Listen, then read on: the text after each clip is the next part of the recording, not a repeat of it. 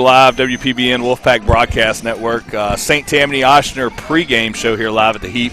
Getting ready for this District 6-5A matchup between St. Paul's and Ponchatoula. For all intents and purposes, this could be the final home game of the year. Yep. Barring, whatever happens. Yeah, a lot of ifs tonight. A lot of fuzzy math. And some things that we can't control. So. Yep. So we'll go ahead and talk about it and get started there, and we'll talk about it throughout the game. But, Connor, if you want to put that newest graphic up and pull the pregame graphic.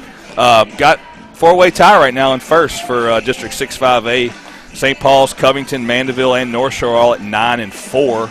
Got St. Paul's at the top because their overall record of 20-8 stacks up right there. But a lot of what-if scenarios depending on if we win, North Shore wins, Covington wins. So there's 2 or 3 district championships going on around the parish tonight. Right, which seems kind of odd, but that's how it all ends. Yeah. Is, you could potentially have co-district champions, whatnot. Yep. So exciting game here tonight. Just had a sub-varsity matchup. St. Paul's got the win 7-3 in 6 innings against the Green Wave sub-varsity team. Got a 3-man crew tonight, Jeff. It's shaping up, man. We got beautiful WGNO weather here, live streaming. We got the live stream. We got the 3-man crew, and something special that we're doing tonight. Yep. We are honoring the Garrett family. Coach Chris Garrett of Covington High. Over the years has developed a really strong bond with Matthew, and Matthew had a chance to talk about that a little bit earlier today. Yep. And for those of you who may not be familiar with the Garretts, Chris and his wife they had a little boy, Blake, who was born 2 months premature. He was about 2 pounds, 3 ounces, if I remember that correctly. And Blake's been battling, man. He's been in and out of hospitals, struggling with some procedures here and there. It's kind of put a little bit of a financial burden on the family, the Garrett family. And, because Chris has been such a class act guy and a professional in every sense of the word over the years, Matthew came up with the idea of maybe doing something special for him and his family because he respects him so much. And tonight what we're doing is we're honoring the Garrett family, and you will see from time to time there's a graphic in the top right-hand corner of our screen that has a Q code that goes directly to the Garrett family Venmo account. And the hashtag BDub there is the symbolic for Blake as he continues to battle through his adversities. And over here in the stadium tonight, we're actually doing kind of a fundraiser where we are selling jambalaya. We're selling B-Dub dogs. The B-Dub dogs. And those things are they are killer. No, they it's are cool, killer. man, because Matthew came up with the idea. He's been coaching. Matthew's played first base, and he brings them candy, right? And you see this bond, and I got this really cool message from Chris just about the impact that Matthew has had, and the feelings were mutual. And Matthew said, look, man, I want to do something. I feel like I want to do something, because he said that he hopes one day that he can meet his kid. And, that really kind of hits you as a parent. And, you try to do things bigger than you, and he gets his Uncle Chris and says, look, man, can you help me out and make some jambalaya? And then before you know it, it's Piggly Wiggly donating the food. It's the organic side of everything that's right with this. Right. And it's been pretty cool, man. It's been a great day. And we've had a nice time, and we've had some great donations that people have donated. My dad, right out of the hospital, not on the flip phone, so he can't do the Q code, right? But, he calls up and says, make sure Andrew does this. I wrote him a check. All right? So, but it's pretty cool, man. Yep. So, thank you. And yes, you did hear this right. It is the Covington High coach. Yep. Yeah. And those guys. And I know people who are listening, they might be questioning, well, why are St. Paul's people doing something for Covington High? Right. And I'll tell you, it's because, the baseball community is a tight-knit community. I know on the field we might be fierce competitors, and rightfully so. Every time we get on the field against those guys, they want to beat us just as much as we want to beat them. Yeah. But when we step off the field, it's one of those where we'll all high-five each other. We'll embrace each other as those that share a common interest and a common community. Yeah. And this is just one of those ways. Andrew now. Did you do it for Dad or what? And Covington's playing in their own district championship. Covington's fighting for themselves. You know, they're trying to compete for their own district championship right now. And Chris is probably in the dugout right now and doing his thing. He has no idea. Yeah, let's turn his cell phone into a casino, like a slot machine. Let's have it go off all night.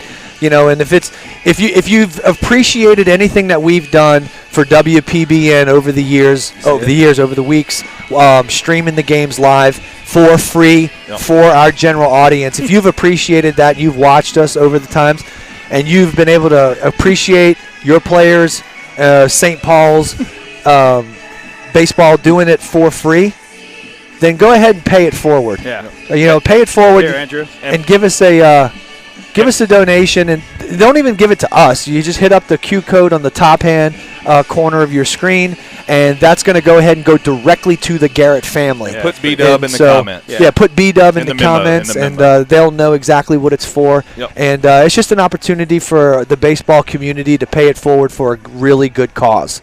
Yep. Yeah, I would send this to my dad on the flip phone, but it's Andrew actually doing the payment right now up on the deck. So hopefully he's watching it, but I don't think we have the video here streaming us, but man, it's pretty cool. So we're going to go ahead. The coaches are meeting, huh? So let's take a quick commercial break from St. Tammany Oshner. We'll come back, read the starting lineups. Absolutely. And we have a very special performance in a little bit from Elizabeth Burris, so looking forward to that. And we'll be right back. There's a place on the North Shore where children feel right at home. Our highly specialized partnership provides them the most comprehensive pediatrics. Together, we offer extensive capabilities for everything from a simple checkup to specialties like cardiology and urology. So, while they have so far to go in life, all they need is right here. Ochsner Hospital for Children at St. Tammany Parish Hospital. Advanced care for kids of all ages. There's a place on the North Shore where children feel right at home. Our highly specialized partnership provides them the most comprehensive pediatrics. Together, we offer extensive capabilities for everything from a simple checkup to specialties like cardiology and urology. So, while they have so far to go in life, all they need is right here. Ochsner Hospital for Children at St. Tammany Parish Hospital. Advanced care for kids of all ages. And we're back, WPBN Wolfpack Broadcast Network Live. Mike Arnold, Jeff Russo, Jeff Winchester, and Connor Russo in the St. Tammany Oshner WPBN streaming deck. Go ahead and go over the starting lineups, guys. And Russo, I'll let you go first with the visiting team, Ponchatoula Green Waves. No doubt. We got second baseman, number 6, Logan Verga, leading off. We got number 1, Logan Tribble at shortstop. Good buddy of Matthews, going to Southern Miss with him, number 7, Colin Husser. Just a good kid playing right field, hitting in the 3 spot. Lakin Polk is going to be pitching, number 25. Blaine McMorris is going to be playing first base, number 16. Peyton Burris is going to be DH. He's number 3. Cole Landry behind the plate, number 4, is hitting in the 7th spot. And we have number 12, Brant Jones at 3rd. And number 2, what is that, LaTerrence is it Whitaker or Wicker? I think it's Whitaker. Whitaker in center field. And we have Josh Roberts, number 26, out in left field. And for the St. Paul's Wolves, we're going to have number 11, Kate Anderson. He's going to be leading off playing right field, followed by number 15, Aiden Barrios, who's going to be on the mound tonight.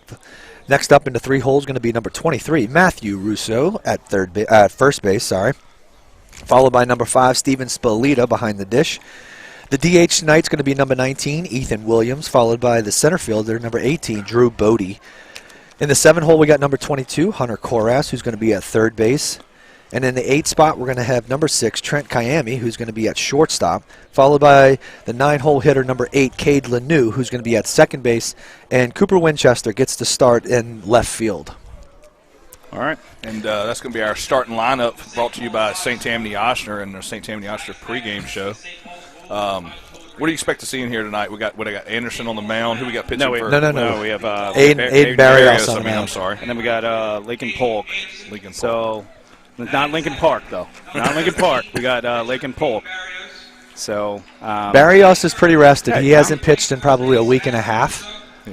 So his arm should be pretty live tonight. He does a good job of going right at hitters, and good pickoff move as well too. So maybe we'll see a few little pickoff moves over to the bases.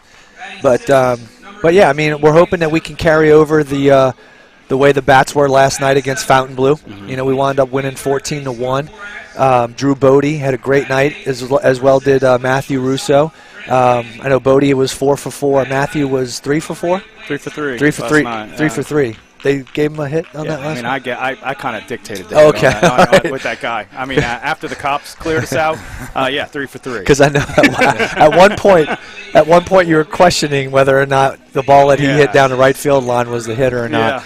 But so you just saw a few of our graphics. We're also having WPBN streaming night tonight on the live stream. Nice. We did a senior night in the field the other night. Connor, pull the lineup and we'll kind of show a few of them if you want to go through all of them real quick, and I'll let Jeff read them off as he sees just them. A number of our seniors tonight that we're sending off. We're going to have number 7, Connor Simon, who unfortunately for him had to sit out and watch his entire senior year because of an injury.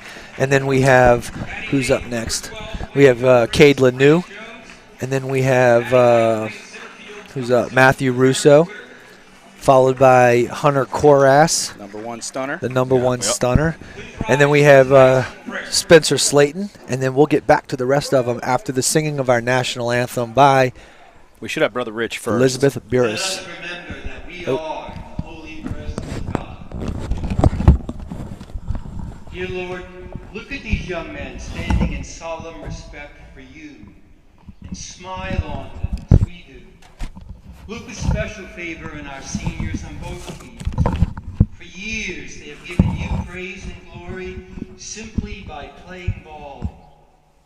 Keep an eye on them as they move into the world of college or work, volunteer or military service. For years their academic careers have been measured by grades and credits, their baseball careers by balls and strikes and runs and errors. Help them now to understand that a man's life is measured by the way he treats his wife and children with love, his neighbors and colleagues with kindness and fairness, and the poor and the hurting with compassion. Keep our boys safe, because they will always be our boys. Even 20 years from now, when they are sitting in these stands watching their sons play ball. St. Paul, our patron, pray for us. St. Jean-Baptiste de La Salle, pray for us. Live Jesus in our hearts forever. Please remain standing for tonight's singing of the national anthem by Elizabeth Burris.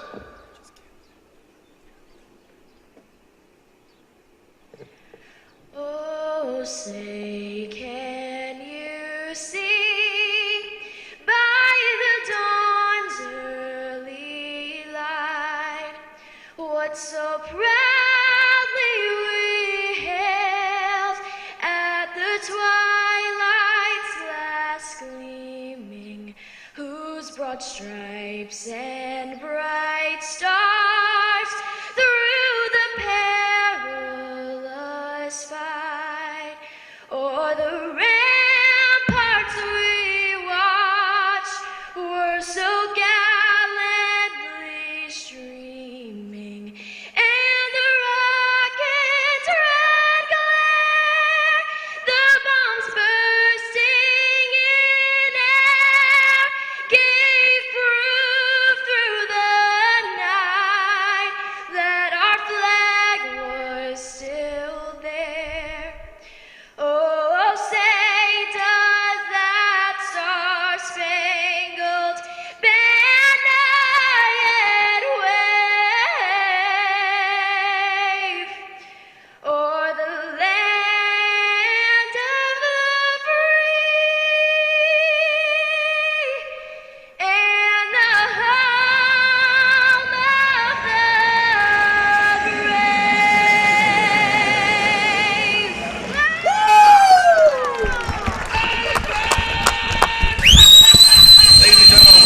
Great job, Elizabeth Burris.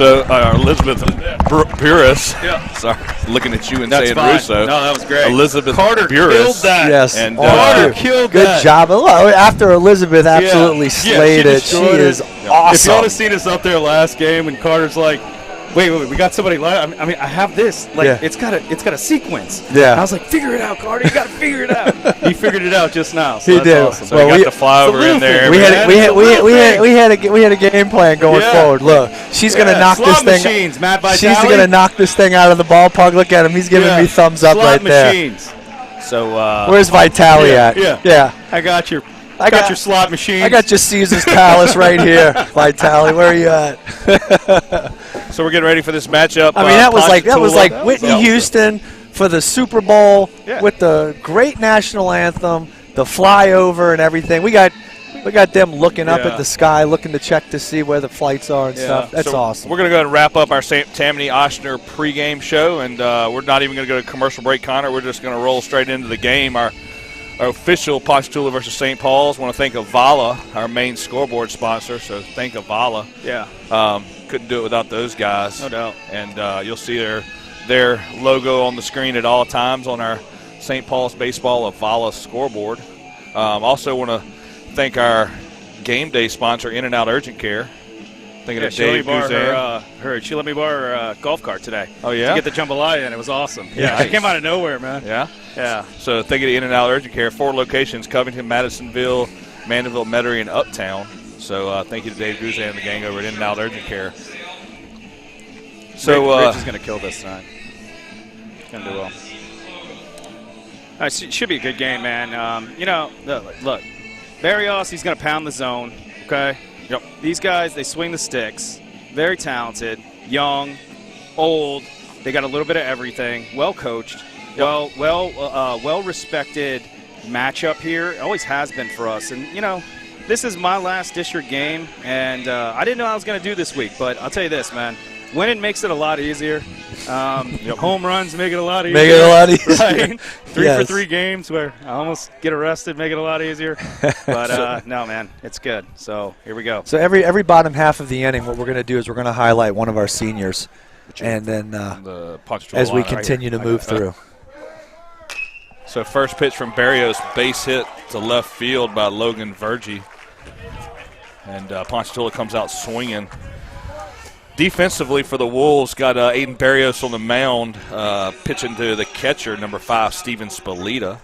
Then around the horn, starting with senior first baseman Matthew Russo over to senior second baseman Cade Lanou. Shortstop, Trent Kaimi. Third base, senior Hunter Koras. As Barrios gets the signal from Spalita. He's got a quick move. He's going to wind up getting this kid right. Oh.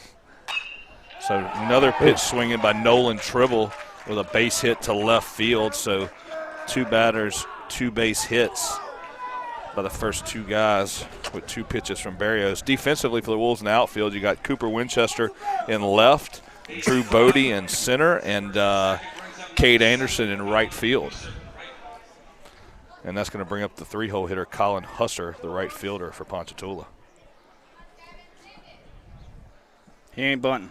No. I'm going to let y'all know that right now. You know who he reminds me of? He reminds me of the what's the Connor Griffin kid from Hammond?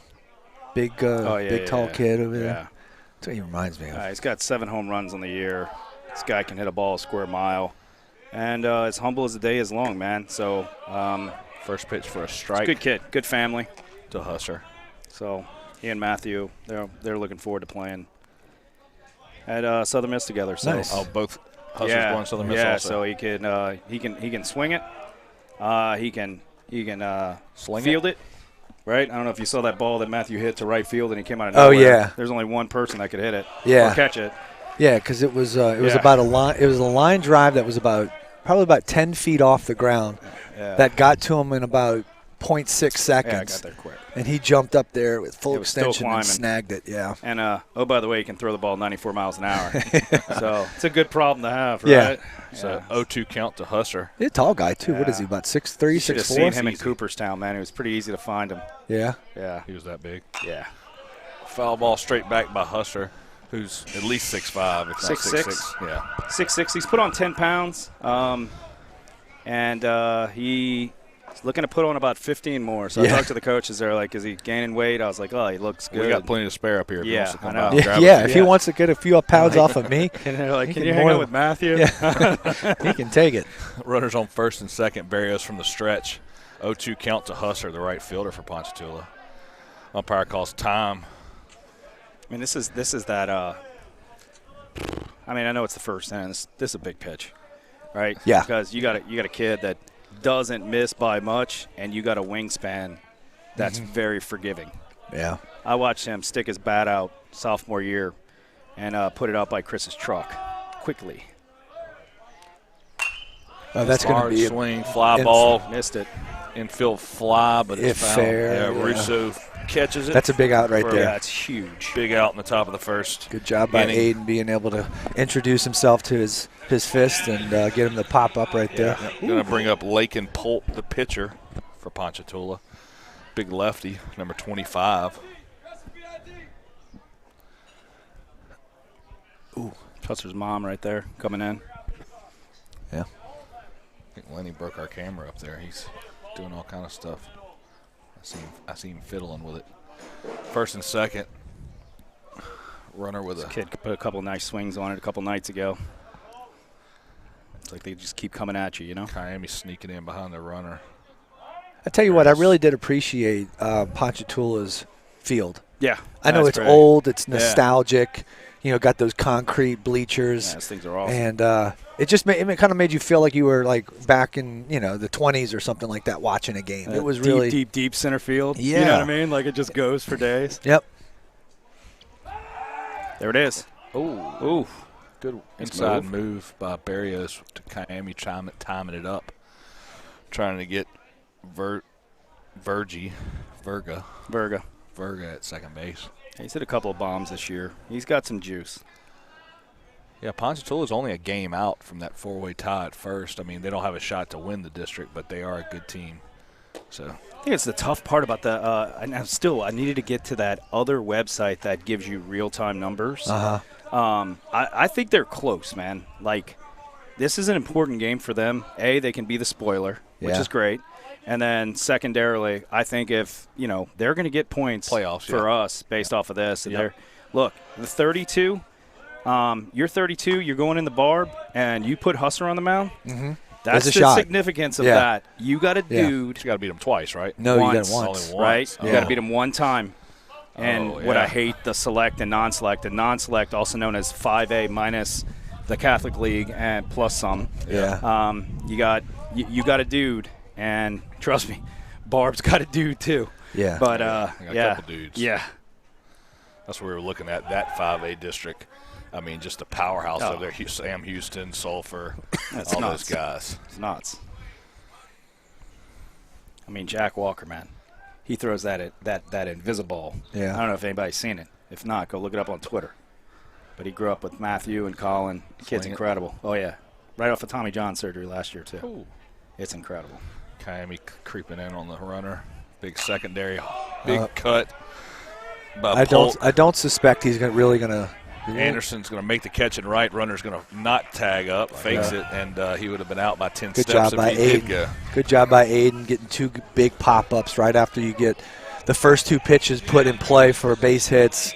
Bless you, bud. Yep. Going to bring up Blaine McMorris, the first baseman. See, those are the types of things I think when you look back on a game, you're thinking, man, if we would have been able to execute a little bit earlier in the game and get some runs across early, it might have been something that could have changed the outlook of the game. I'm hoping that's the case as we look back in 6-7 innings from now. But we'll remember this start that they have, and hopefully it turns out to be something that works in the Wolves' favor. First pitch fastball to McMorris up for ball one. 2 outs here in the top of the first. Scoreless here at the Heap. WPBN senior night for St. Paul's on the stream.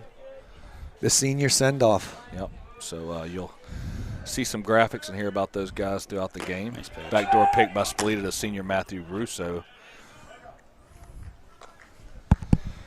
Keeping Tribble on the back. 1-1 count.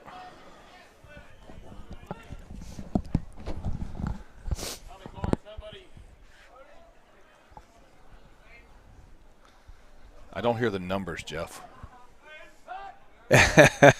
I'm sure we'll hear them next inning, but fastball away. Yeah, you should be here. You should be hearing them next inning. If you want to know what Jeff thinks about all that, go watch the sub-varsity game somewhere around the bottom of the first inning. Yeah. Maybe bottom of the second. Maybe first to the third. I don't know. Should I cut that and send it to you so you have your I have it for pre-taped answers on all this kind of stuff? Yeah. Barrios checks a runner. I can't stand it. 2-1 count to McMorris. Foul ball over Harry's hitting house. Make it 2-2. Runners were going on that.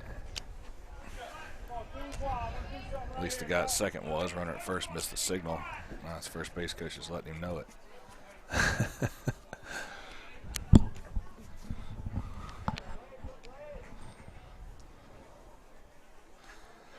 First and second. Hey, are we on mute? No, we're live. Okay. Yeah. You can hear us. I had mother-in-law texting me in saying sound is out. Tough crowd, man. Yeah. I'll foul ball out of play. Check it on your phone. Let's see. Nothing. She said we're back. I mean, we went out and came back. Yeah. Okay. Sorry. Not sure what happened there. God, we were like 1 second delay. That was close right there. It's that helicopter looking for those planes that Carter did. Yeah. You know? That's right. Yeah. 2-2 count. We heard there was a couple 747s flying over. 2-2 count to McMorris.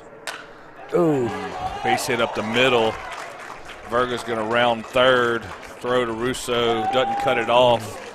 Runners stay at first and second, but that's an RBI single by McMorris to put Ponchatoula on the board 1-0 here in the top of the first with 2 outs.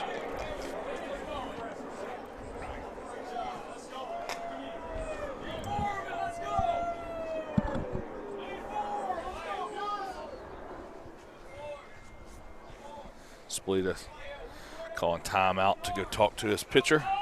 Going to bring up Peyton Burris, the designated hitter, number 3 for Ponchatoula. Karen Canigliaro let us know. She can hear us. She can hear us. #1 fan outside of Uncle Joe, but related to Uncle Joe. Where's Uncle Joe at? Oh, I see him over there. He's on the wrong side. Yeah, he's over there, man. He's holding court. He's creeping in on y'all's women. Yeah, that's what he does, man. That's Uncle Joe. Hard hit ball to left field. Cooper Winchester coming in to make the catch for out number 3, and that's going to retire the side. And we'll be right back after a word from Avala and walk-ons. At Avala Imaging, let us reduce the stress of healthcare. Relax. Cutting-edge technology meets first-class service. You have a choice.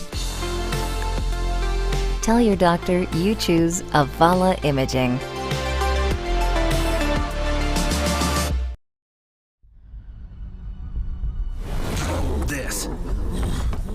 This is a walk-on athlete. They push harder and put their heart into the game. This is the passion we're built on. It's why we put our heart into creating game day with a taste of Louisiana.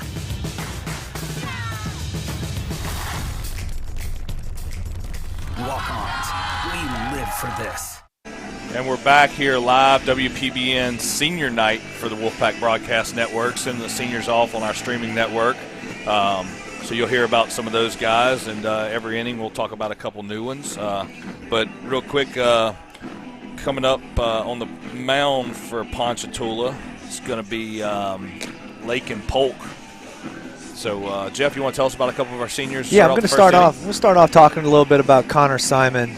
And unfortunately for him, Connor was sidelined this entire season with an injury in the very first game that we wound up playing against Catholic. And if you're looking on the screen right now, we're going to show a picture of him, and then I'm going to read a few little things about Connor. So Connor is the son of Bo and Charmaine Simon. He has 2 older siblings who live out of state and 1 younger brother, Colin, a sophomore at St. Paul's. Connor has been in the St. Paul's baseball program for 5 years. He loves the program and his coaches. Number 11, Cade Anderson at the plate. First pitch swinging fly ball out to left field. And Connor loves the program and his coaches, and he was part of the state runner-up team in 2018 and the state championship team in 2019. He was named as one of collegiate baseball's preseason high school All-Americans for the 2021 season. And that's going to bring up Aiden Barrios, the pitcher. And every year since he was 7 years old, he and Matthew Russo were travel ball teammates.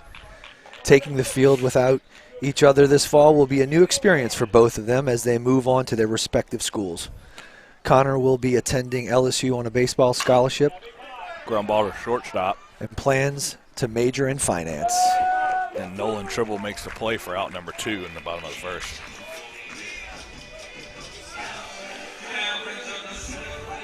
So, Connor, if you want to throw up Simon's pitcher one more time. Connor Simon, our first senior we're going to talk about here in the first inning. We're going to do 1 inning, Jeff. Is that right? 2 in the 7th? Yeah. What's that? 1 inning and then 2 in the 7th? Yes. Just as we need to add the. Yes. Let's go bring up senior first baseman Matthew Russo with 2 outs here in the bottom of the first. First pitch low for ball 1. And Connor, you can throw up Matthew's graphic if you want to, since he's batting.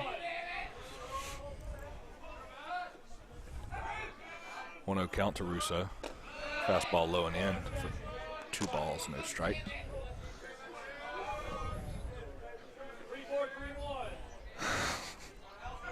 Here we go. I got Kevin Rayford texting me. There's a 75% chance this is an all-speed pitch. Oh, and he hit a tater. There's 100% that. Let's go, baby. 100% chance that that ball's not coming back. So stay hot. Senior Matthew Russo with a big solo home run with 2 outs in the bottom of the first. The send-off. Yep. The senior send-off. A walk-on. Stay hot, kid. A walk-on's home run. Thinking of walk-on's official home run. I don't want to hear it, Dad. Look at Carter on point with the siren and the the sound effects right Matthew there. Matthew Russo, big walk-on's home run here at senior night for WPBN. And good job, Matthew Russo. Hip-hop parejo. Carter with the hip-hop parejo. So what do you think that was, a 3-4-3 or a 1? That was a 1-run, a home run. Yeah. Right there. Dad, I don't know if you're going to come back to a game, man. So, yeah.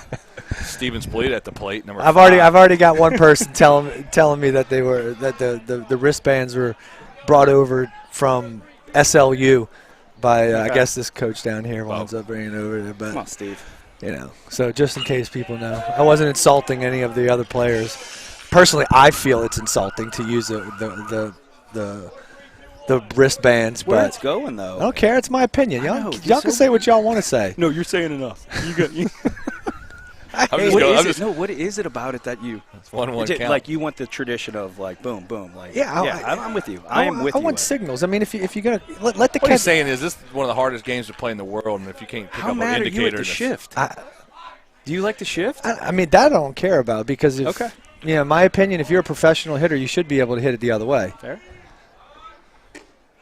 My thing is, if you're a baseball player, learn to, it's like training wheels. I agree. You know what I mean? I just come on. We're college guys. We're high school guys. Like, I get it. I mean, if I want to use them for my 11-year-olds who can't figure out how to, it's just. My thing was I didn't think you could have anything on your wrist when you pitched. Right? Can't be on your throwing side. I mean, but that's you and I could have a whole segment on this, and I know it's walk-ons walk. Jason McCloud want to sit here and listen to us because me and Chris stopped at the gas station today, grabbed some libations for later on after, and Jason McCloud was talking about how you and I just like all of us just like go at it, and he's like, I'm cracking up laughing at what y'all are talking about. Oh gosh, well. Let's go bring up the DH, Ethan Williams, number 19. Yep, I'll go on the record as to say I don't like the wristbands. Okay. Yeah, maybe I'm in the minority. No. I'll be in the minority. I don't care. I don't like that they have. I don't like that building on you and you're catching knowledge. I don't like that you have the in the SEC how they have the wiring. I don't like it. Oh yeah, I don't like it. I did notice that too. I noticed that the other day for the first time. Yeah, the game's evolving. Like I'm not telling you to evolve with the game because I'm a fan of what you're saying. Right. 1-0 count to Williams. What's efficient about that? There's no pick-off move over to first. I guess maybe because when I was 18 years old, I was forced to call a game myself. Matthew Cody. You know what I mean? Yeah. I'm squatting down in rookie ball, looking at the coach, waiting for him to give me a signal, and he's like, "What? What are you looking at? Call the game." Yeah. You were looking for Frank Cazzo? Well, it's like PJ Carey. Tell me what do I need to throw here? And he's like, "Call the game." Center field. LeTerrence going to let it drop. Boy, and that's going to be a single for Ethan Williams. You know what? In my opinion, catcher calls the game. Shortstop, you control the infield. You know what? You watch Trent out there. He's doing his signals over there. First and third situation comes up, third baseman. You put the signs on. You know, all these little things like that show like the kids are learning how to take command of their position instead of being, take you by the hand and walk you through, shout out these numbers. I'm sorry. Jeff's going to tell us I really for all the Ponchatoula fans that are listening to me right now, I'm not trying to be ugly. I'm just there went the donation. Well, I was going to tell you. I'm just a baseball guy who sees things the way that I see things. So. Foul ball straight back with 2 outs here. I got to run to the football meeting. I'll be back. He's had enough. But you know who doesn't like wristbands? Who? And you can tell. B-Dub doesn't like wristbands. B-Dub. So tell everybody about B-Dub. B-Dub. B-Dub does not like wristbands. Yes. We'll see you in a little bit. Yeah. Get you a dog or something coming back in. Chris has got stuff down there.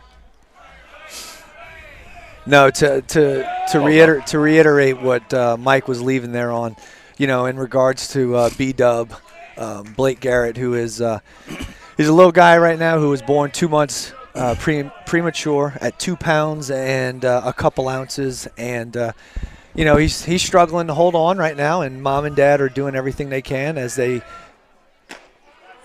watch Drew Bodie take a big hack right there, and counts now 1 and 2. He's done a nice job, man. Counts 1 and 2, but no, the Garrett family is doing everything they can to try to keep their little guy fighting through the adversities that he's fighting through right now, and we just want to honor them by trying to do a little fundraising tonight for him. As Bodie flies out to right field over there and hustler. Keep it going. No. We can keep going. Look, so this is all right. So Jeff and I coach. Right. So Bo Simon talked about it. I've been coaching Matthew and Connor since the age of 7, and I love it. And I know Jeff loves it. And but we coach it from a travel perspective. Right, and we just know the sacrifice that these coaches in high school make. Sure. Right. Yeah. The hours. Some people didn't like. Maybe some people didn't like what Matt Gamble said on Twitter about like the hours that they spend. Right. Yeah. To objectively assess things and just the person work that goes into it. And then you just think about the positive attitude that Coach Chris has. Yeah. And the support staff that he has at home. Like B-Dub's not their only kid. Right, exactly. And so you have the mom keeping this super positive attitude throughout, leaving updates about, very religious family as well. And just you could complain all day long, right? Then he comes home after a long day on the field. Yep. And the wife leaves and goes to Children's Hospital. Just if you really think about how keeping things together, and sure, that's why we wanted to do what we did. But not only keeping things together, but keeping things in perspective. Right. Yeah. I know we're in situations where a lot of times us as mom and dads, there are certain things that we're going through on a daily basis, and what we perceive to be problems are more or less just complaints, and they're not real problems. Whereas, there are other families out there that they've got real problems, and just kind of keep things in perspective and have them understand that, things could be worse. You could be fighting through, what the Garretts are fighting through right now. And there is a giant swing right there, and it is off the fence in left field. Bodie's going to bring it in, and that's going to be a stand-up double for number 4, the catcher, Cole Landry. And that was a Really nice ball that was yeah, hit. That's a good piece right there. 2 feet away from being out in left center field, Yeah. just to the right of the scoreboard. I was waiting for Reed Nealis and Ray Canigliaro out in left field to push the ball back in. Yeah. But then that's going to bring up number 12, Brant Jones. He's going to be the third baseman. Bunt situation right here for sure. So I'm sure Hunter's. I think Hunter's locked in. He's looking at the cameraman right now for WGN. So lock in, Hunter. Yeah. All right. Yeah, Matthew got him in. Yeah, I think it's weird that first at bat, Matthew hits a bomb on a day that he really wanted to recognize B-Dub, right? So that's pretty cool.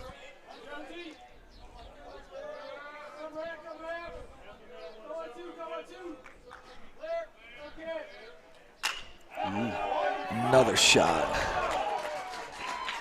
Cody's going to get to that ball quick. Yep. And good job getting it in. And that was a base hit line drive by number 12, Brant Jones. It's going to follow it up with number 2, Lateris Whitaker. He's a center fielder. Got first and third, nobody out. 1-1 ball game. Top of the second inning. Ponchatoula coming out swinging the bats, man. They already got 5 hits already. 5 hits to St. Paul's is 2. One of them being another bomb by Matthew Russo.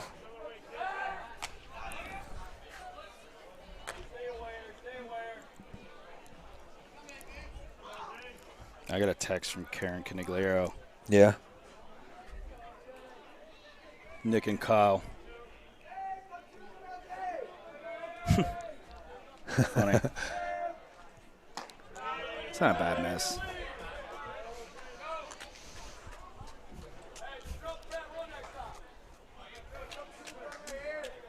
Sugar Ray right there.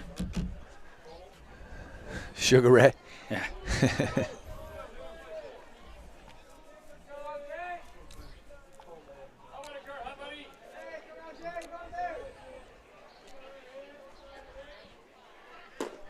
Bad miss again.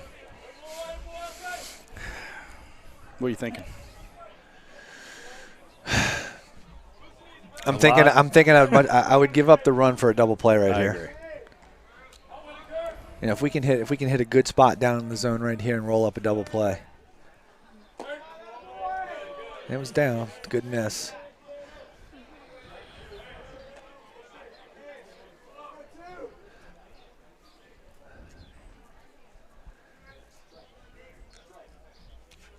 For you guys that missed it earlier, there is a kind of a 4-way tie right now for first place in District 6 5A between Mandeville, Covington, St. Paul's, and North Shore.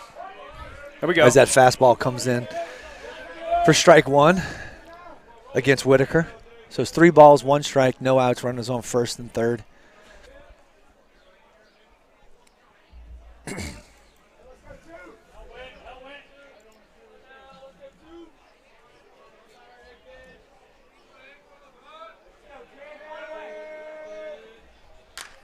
Ooh. Oh, nice play, Hunter. That was pretty heads up. So we'll get the out at third. Koras with the full arm fake. That's what he does. Koras with the full arm fake to draw the guy at third base as he was anticipating Hunter releasing the ball. He was going to go home, and he took a few steps off the bag, enough to where Hunter could get him in a rundown between third and home. And now, same situation, runners on first and third, but this time 1 out. You know, so now a little ground ball double play right here gets us out of the inning without giving up a run. So, right. Yeah, it was a fairly heads-up play right there by Hunter. I don't think you're going to get to. Whitaker runs really, really well. So that ball was not hit very hard. So I'm pretty sure you weren't going to get to. So if you were going to settle for getting 1, that was a great heads-up play right there by Hunter, man. That's going to bring up the leadoff hitter, number 6. Yeah, he came out swinging. Logan, his first at-bat hit a single, Logan Verga, right? yeah. First pitch he saw was a He's been single to hot, left too. field. Yeah. They've been talking a lot about this kid. Coming on strong here his senior year. On the fence about, maybe going to try to make a run at a JUCO. Yeah. I was talking to Husser's dad about this, and It's a good character kid, man. Yeah. Good block right there by Steven Spolito on a ball in the dirt. Their coach is pretty upset that Whitaker did not take off to second base with the ball in the dirt. I don't blame him. There's a lot of things that can happen when you're stuck on 3-1 here, huh? You know, a little 3-1. Yeah. I'm thinking 1-3. Oh. Ah, gosh. Yeah, that one's. You're gonna want that one back.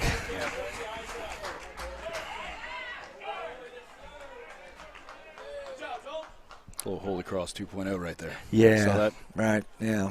I remember that one. Which, I mean. That was a little later in the game, though. Yeah. Something tells me this game's not going to be 2-1. You know, Aiden's pickoff move is like Hunter's. Mm-hmm. You know, it's really quick. It's really fast. It's really effective.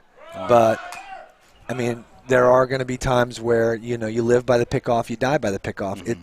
It's worked a number of different occasions, and then, you know, sometimes it doesn't pan out. And unfortunately, that equated into a run. But, you know, you got to hope that we can score more runs late in the game, you know. You know, we've been doing a lot of debating on a lot of different things. I was a right-handed first baseman. Right. And you just think about that play right there. The reach over. Yeah. You got the reach over versus that of the lefty. They have to get out of the way. Yeah. Right? So they got to go to the back side of the bag. That's popped up behind us. It's going to be foul. Right in between Harry's hitter's house and the bleachers on the first base side. So 1 ball, 2 strikes, 1 out to Verga.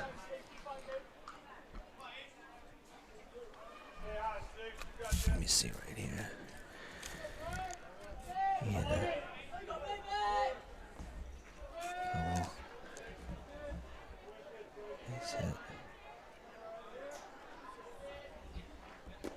Nice piece. That's a strikeout? Yeah. Top velocity strikeout. That's a top velocity strikeout. Thank you, Connor. Thank you to Top Velocity and those guys over there for your support the entire season.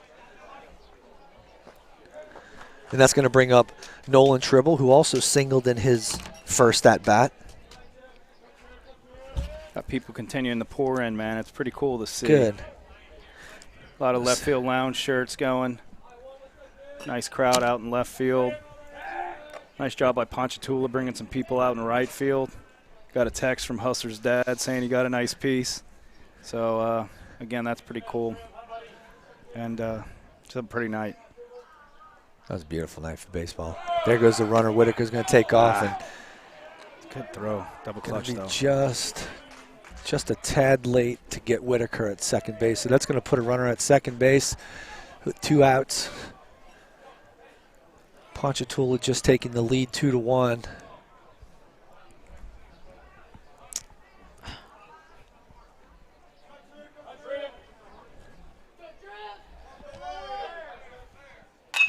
It's a pop up to short, look like shortstop. So that's going to do it for the Green Wave in the top of the first inning. So they picked up a run, puts your score to 2-1, and we're going to run quick, pay some bills, and then we will be right back here in just a second. In and out urgent care. Serving our community with rapid COVID testing, flu shots, DOT CDL physicals, treatment for allergies, rashes, cuts, cough, and cold, and state-of-the-art on-site x-ray. Visit any of our 4 locations 7 days a week or bring the mobile care van to your business and test up to 300 people daily. Schedule your appointment online at inandouturgentcare.com. In and Out Urgent Care and Occupational Medicine. Feel better, faster. All right, we're back. WPBN, Wolfpack Broadcast Network, broadcasting live from the Heap, where we have Ponchatoula Green Wave taking on your St. Paul's Wolves. And we're going to continue on with our senior send-off night from WPBN. And we're going to focus on senior second baseman Cade Lanu. Cade has enjoyed the last 5 years at St. Paul's. He has been a great place for him to grow up. He loves spending time with his friends, listening to music, playing and watching sports, and fishing. In the fall, Cade will attend Southeastern Louisiana University, and he's going to major in accounting. Okay. Cade's dream job is to work for the FBI. Cool. Does he know Bo Simon? He might know Bo Simon. Is Bo retired? Bo might be able to get him in there. He? That's what I always say. Is Bo retired or is he? He's undercover right now. Yeah. So Cade Lanou, senior second baseman, and as it stands right now, that is his girlfriend in singing the national anthem, Elizabeth Burris, who just did another knockout performance of the national anthem. And my gosh, she does really good. I've listened to it probably about 10 times. Yeah. And man, I just get the chills when I hear a really good version of the national anthem.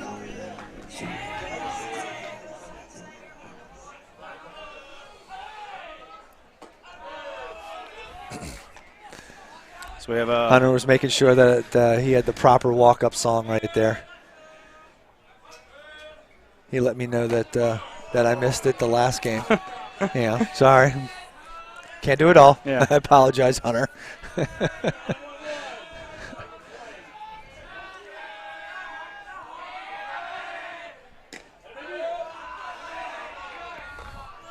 So we know a 2, a 1, or a 1 is a fastball. Here you go.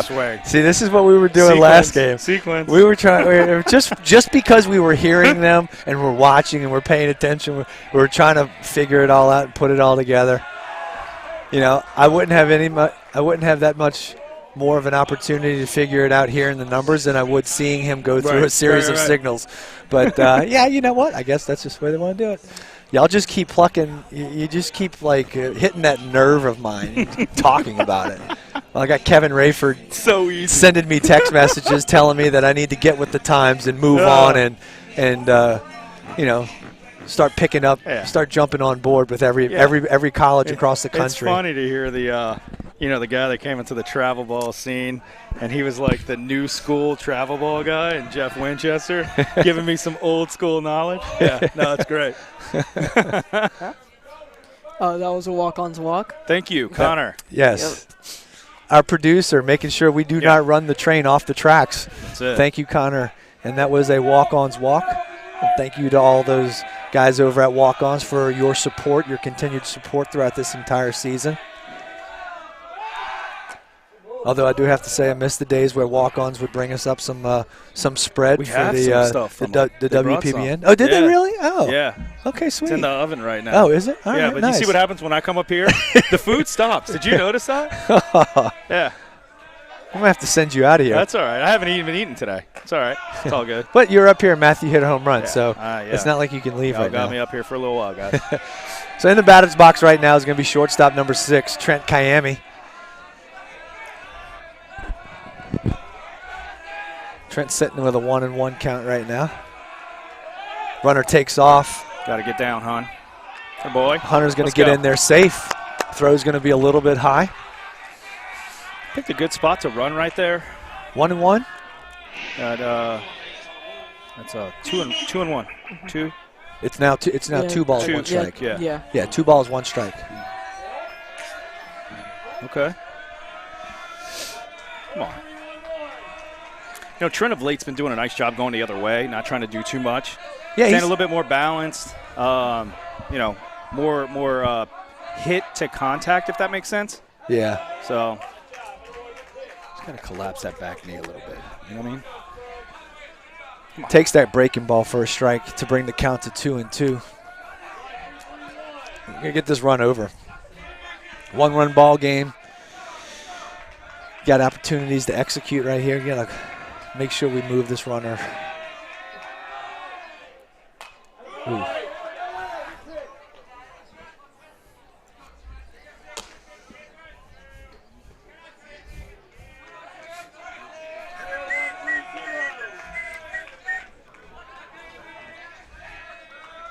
Wolves are trying to make a little noise over there in the third base dugout. Notice during this. There it is. You're not really going to tag on Huss.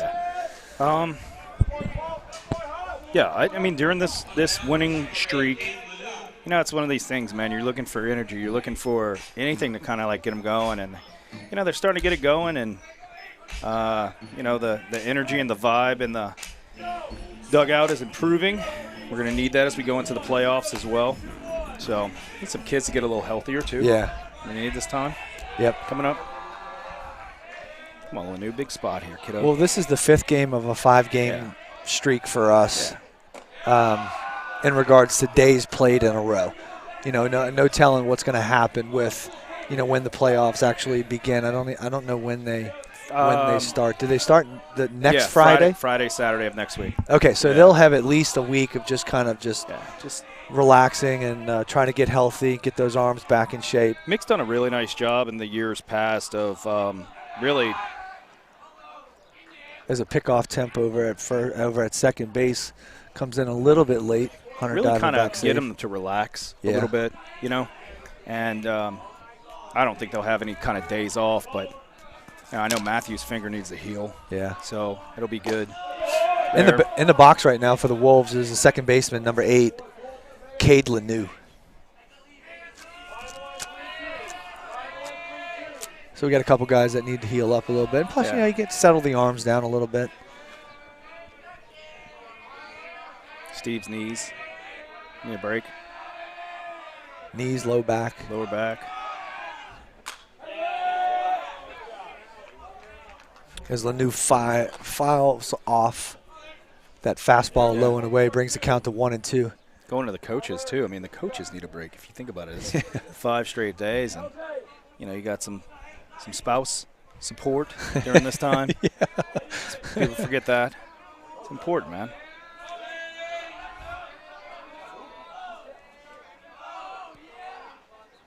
Hunter's getting in his head, man. Yeah. He's in his head.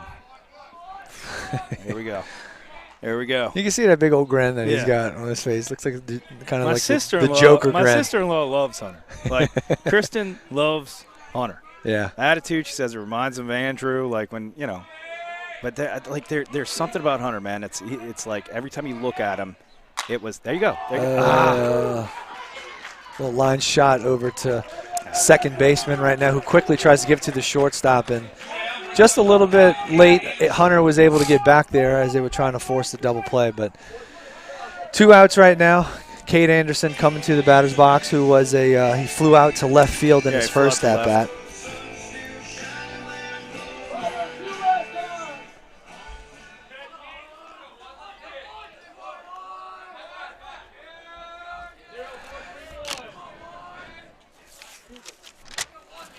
And Ponchatoula's got a 0-4-3-1 on right now. This is trouble for St. Paul's. That's a joke, guys. We have no idea what 0-4-3-1 is. Well, no. We got a 0-4-3-1 on there. Yeah. Apparently that was a breaking ball that missed for a ball.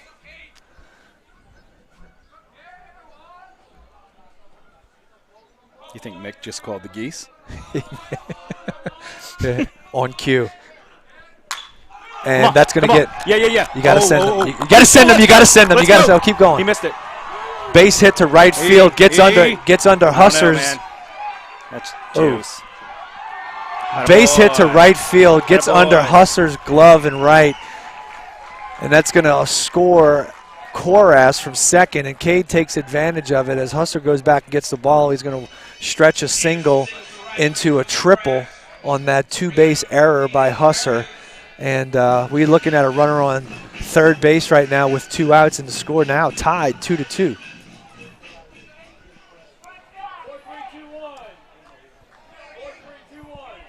In travel ball, that's a triple. You know, a lot of people would, hey, my baby hit a triple.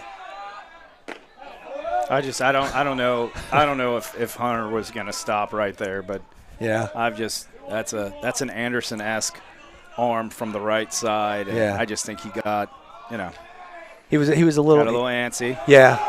Okay, going to take advantage of a pass ball right there. Come on in.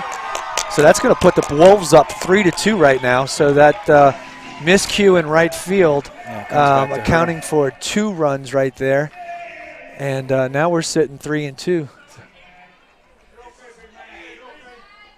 2 balls, no strikes, 2 outs to Aiden Barrios, pitcher of record for the Wolves, who's now in the batter's box. Fastball in for strike 1. Yeah, I think Hustle was probably thinking, I'm going to just gun this ball right here. And he came up just a little bit and snuck right underneath his glove. Yep. Got probably a little bit too anxious to want to throw Hunter out at home plate. He's like, I've seen this crabber running down the line for years. That's going to be low for ball 4 to Aiden Barrios. That's going to bring up the big Puma, Matthew Russo, who hit another moonshot out to right field in his first at bat for a solo shot. So let's see, let me catch up here. So Anderson single to right. That was a walk-on's walk right there. Yeah, that was a walk-on's walk on cue. Yeah. I mean, you look, by the end of this, you should probably be able to walk in the walk-ons like a legend. Yeah. You know what I'm saying? They need a big, a fat head of you. Yeah. That just says walk-ons walk. Walk-ons walk. Welcome to walk-ons. Yeah, they should have a cardboard cutout of you, totally. Right when you walk in. Also a River Rock Stoneworks mound visit. This is a River Rock Stoneworks mound visit. Listen, ladies and gentlemen, our producer, why are we even Connor here? Russo, is on top of it. He knows that if he's not here, the ship is sinking. So he is keeping us in line, making sure we're paying our bills, giving all of our sponsors the opportunity to be recognized by what we're doing here. That's why we have him here, doing his job.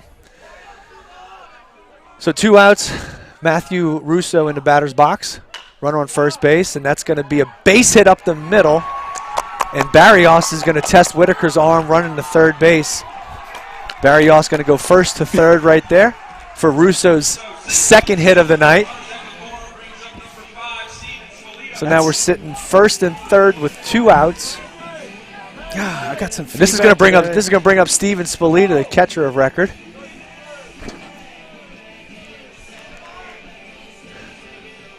Oh wait, the catcher's coming out putting a sign on. Do you think he doesn't yell at numbers? No, that's against the rules here. I thought you had to call out a number for a first and third situation. You might get eggs thrown. Oh, there we go. You might get eggs thrown at you next year. Why? Because I have an opinion? Why? People can't have an opinion anymore? That's going to be a high fastball miss for ball 1 to Spolita.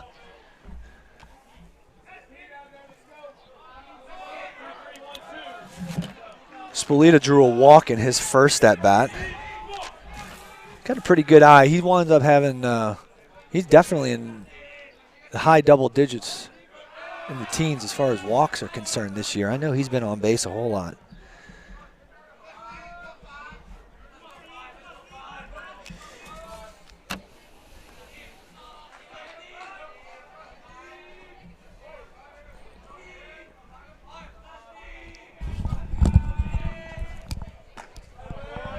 Fastball for a strike. That's going to even the count to 1-1. Sorry, that was Randy Koras giving me my numbers. Oh, for this call. Giving you your numbers. Okay, gotcha. Okay, there it is. Yeah, I agree. There we go. For everybody listening at home, y'all know what's on.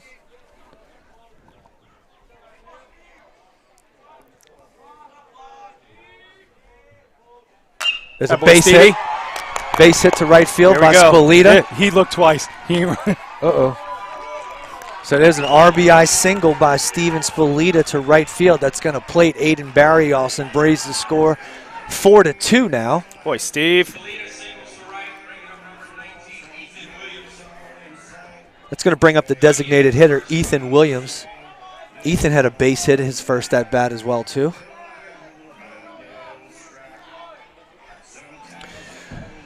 First and second now. Bottom of the second inning. Something we really haven't seen this year. I've been given big win, plenty of plugs, more than we need to. But a couple of things we talked about was like, it's a big swing on a breaking ball right there. Pick your times to get hot, even as a team. Yeah. Right. Right. And so what we haven't seen this year and what we've just seen just now is consecutive hits. Right. Do you understand? Sure. And it's like you can see the dangerous aspect of this team when they get into that zone. Breaking ball for a called strike 2 right there. And yeah, we were talking about this. Was it last week when we were kind of in a rut? I mean, we dropped three hard, 3 tough losses in a row, and you were even saying Matthew's never been at St. Paul's where he's lost 3 games in a row, and look, it's going to happen, and it's a strike 3 swinging right there in the inning for the Wolves, but they picked up 3 this bottom half of the second frame, and we're going to come right back to that. We're going to talk a little bit more about that, but we're going to do a quick commercial break, and then we're going to come back and we're going to continue talking about what we were just talking about.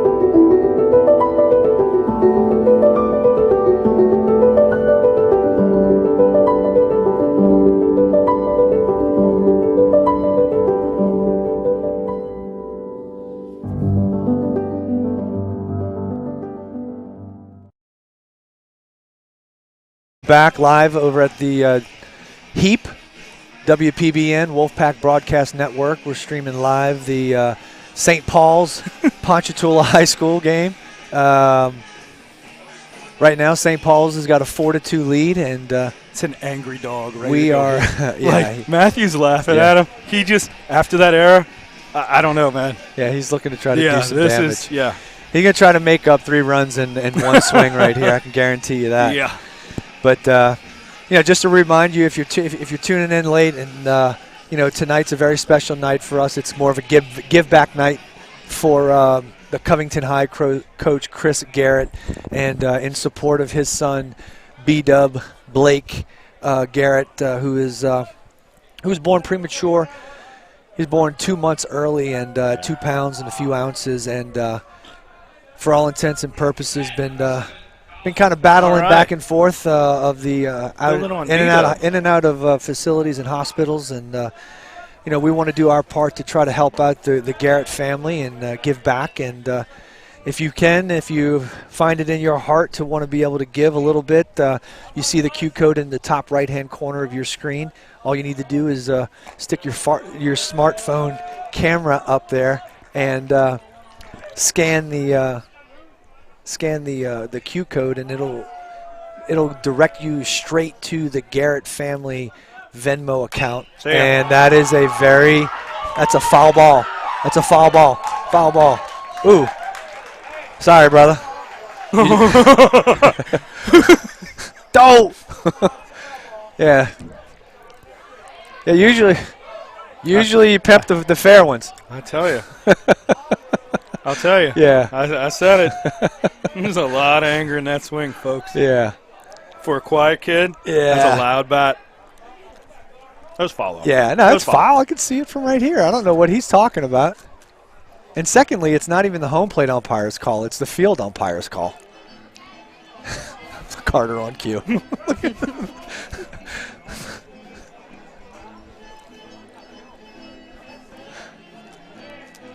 Yeah, no, that's look.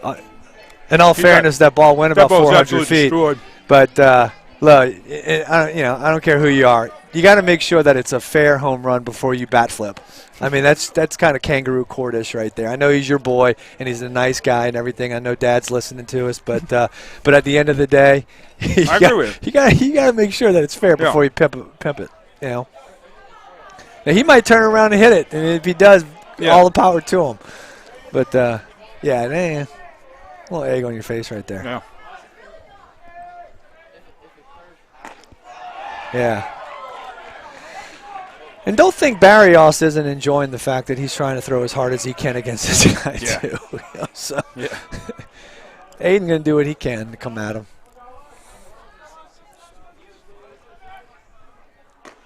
Yeah. That's kind of a, yeah. Strike 3 called. So Husser goes down looking on a breaking ball. That's going to bring up number 25, Lakin Polk, who flew out to right field his first at-bat.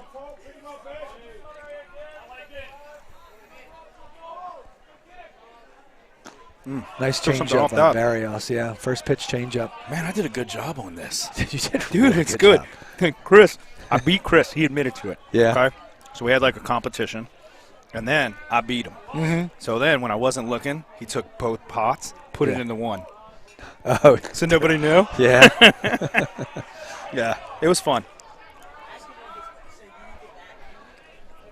So Barrios with a first pitch changeup followed by a second pitch fastball. Bring the count to 0-2. Nice miss right there, ball in the dirt. Good discipline right there by Polk, taking that off-speed pitch in the dirt right there. That was a good take by him. Yeah.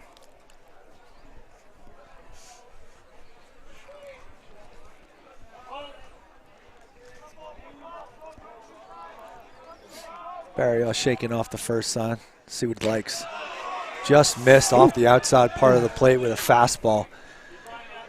Bring the count to 2-2. With 1 out.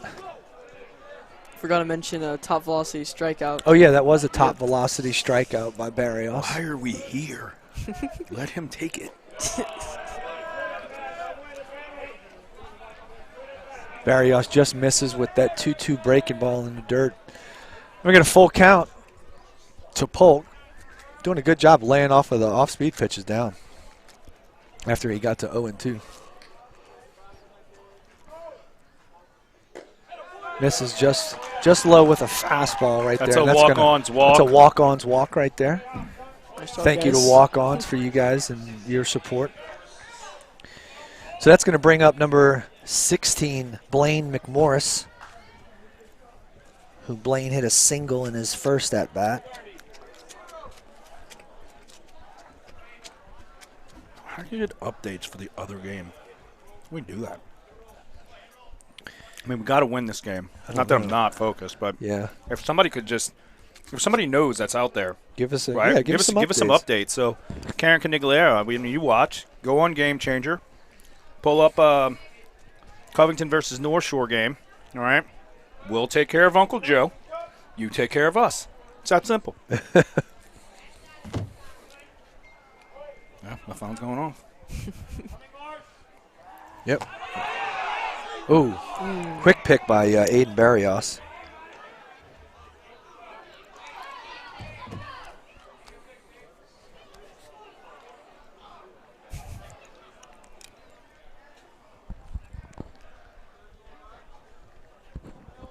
It looks like we got a courtesy runner right there for Polk. It's going to be number 30, Austin Demers. I'm sorry, Austin Demers.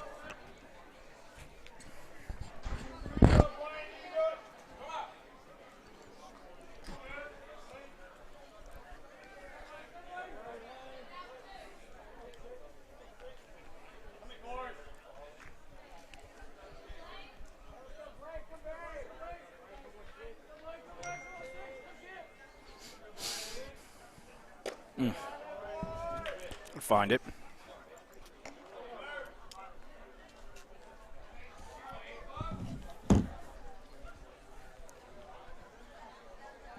What do you have as a score in there? 4-2, huh?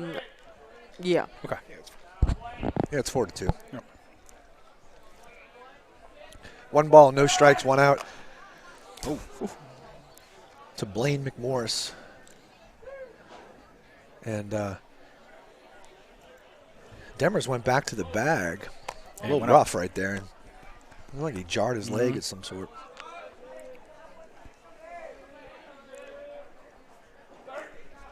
Oh. That breaking ball misses low. Good job by Steven keeping the ball in front. So 2 balls, no strikes, 1 out. 4-2 ball game. We're all knotted up at 5 within the hit column.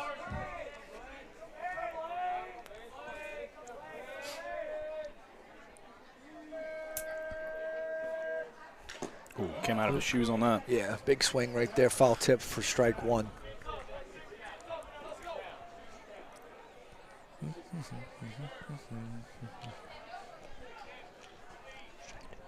That's strike two, right? Was it strike two? Yeah, because he hit a foul. Oh, that's right. Field, Okay. yeah.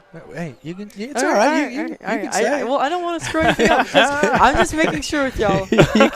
y'all are the pros. Connor's all like whispering like, strike two. All right, we got you. I mean, I don't want to say anything wrong. On this. No, the boss can say whatever he wants to say. You're kind of a big deal. You know, you step in and you just, you're here to make sure that we don't fall on our face. Right.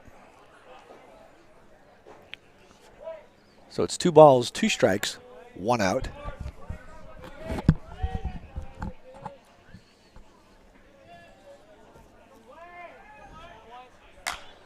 Ooh. And that's going to be a great play. Great play by Cade Lanou right there. The jam job that took Cade to his left. Yep. Nice job. For the pop-up right there. And then we had Dermis, who was just off the bag. He thought maybe it was going to drop in. He was going to take off the second base. Cade winds up catching it and doubling off at first base. That's going to end the inning. So that's going to do it for the top half of the third inning. And the score remains St. Paul's 4, Ponchatoula 2. And we will be right back with another senior spotlight.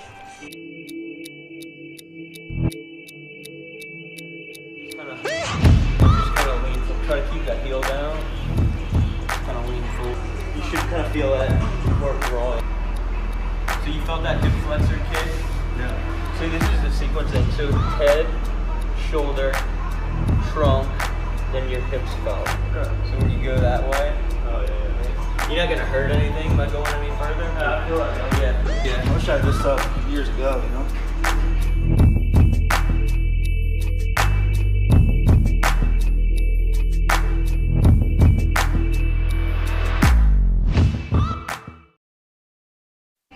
And we're back live, WPBN Wolfpack Broadcast Network over at the Heap.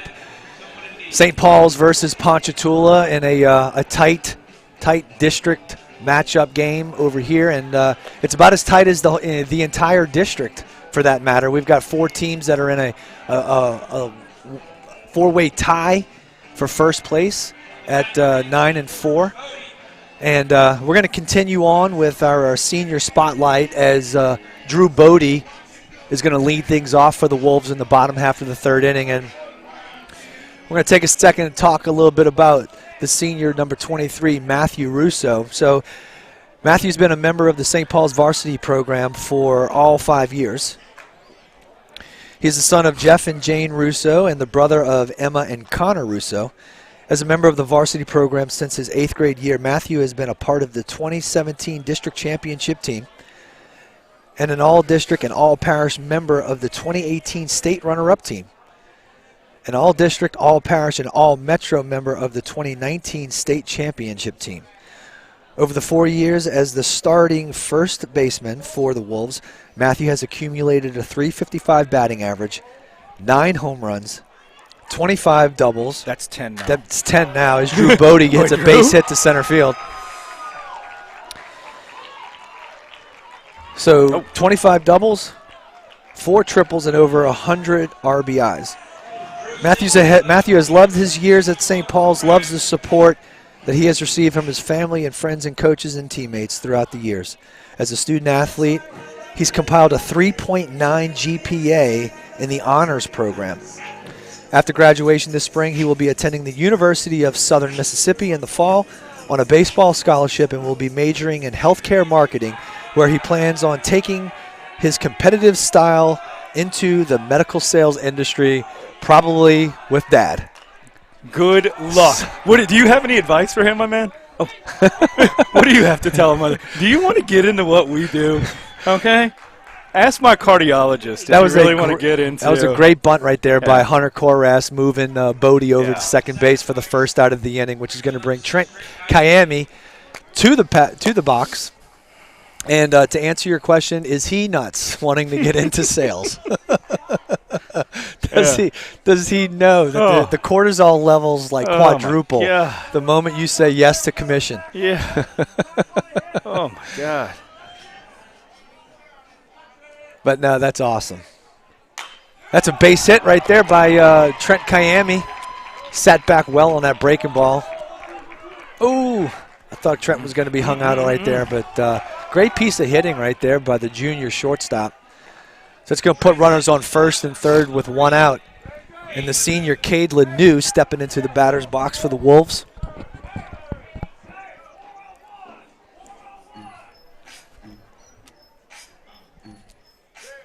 Just to be fair to all the Ponchatoula fans who want to ride me for the whole numbers thing, I still don't like it when Mick yells out the numbers. So just to be fair and balanced, you're not the only team that does the numbers, okay? We don't do them all the time for every pitch, but we still do the numbers. So, you know, I'm still not a fan, even though our team does them. So you can all just chill out and relax. I'm fair. I do it to both teams.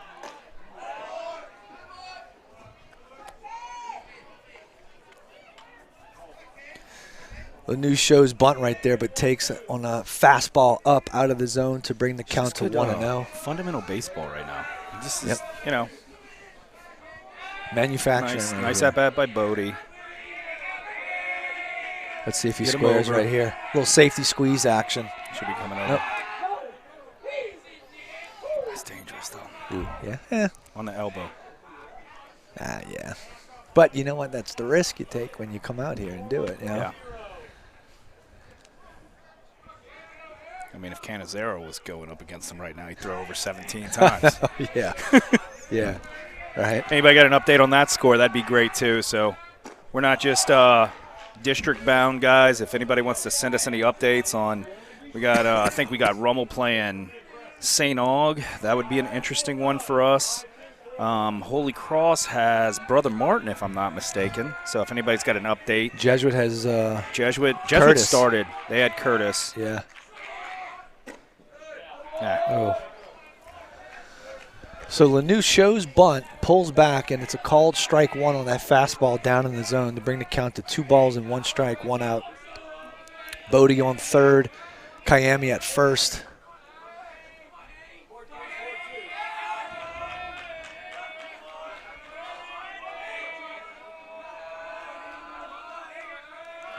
Lanou showing bunt again.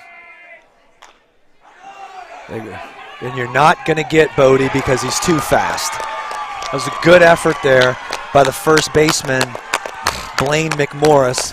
But Bodie had a running start. Lanou puts it down perfectly, and that's going to be an extra run right there for the Wolves to bring the score to 5-2. Good fundamental baseball, man. And yes, the score is correct, 5-2. And everybody's questioning whether or not the score is right. No, it's right. We got it. We're on top of it. We happen to be here. And that's going to bring number 11, Cade Anderson, into the batter's box.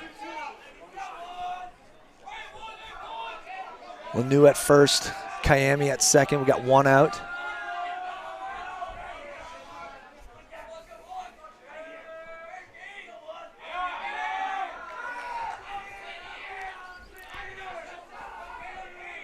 Polk waiting for the signs from the dugout.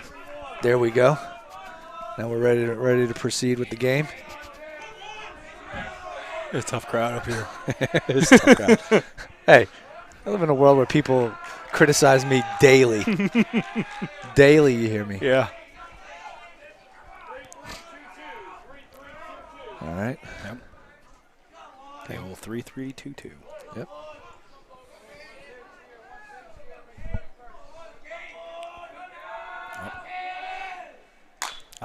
Anderson's got a little bit underneath that one. It's going. He doesn't see it. Husser doesn't see it. And it's going to drop in for a base hit right there.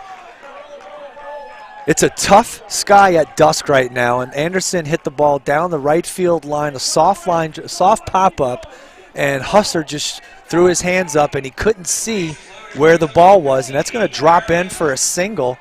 And then it's going to bring up the pitcher, Aiden Barrios.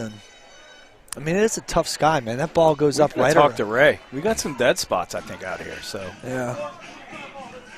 He did not see that. He didn't see it the whole time. The ball went up, and he just threw his hands up. He's like, I don't know where it is.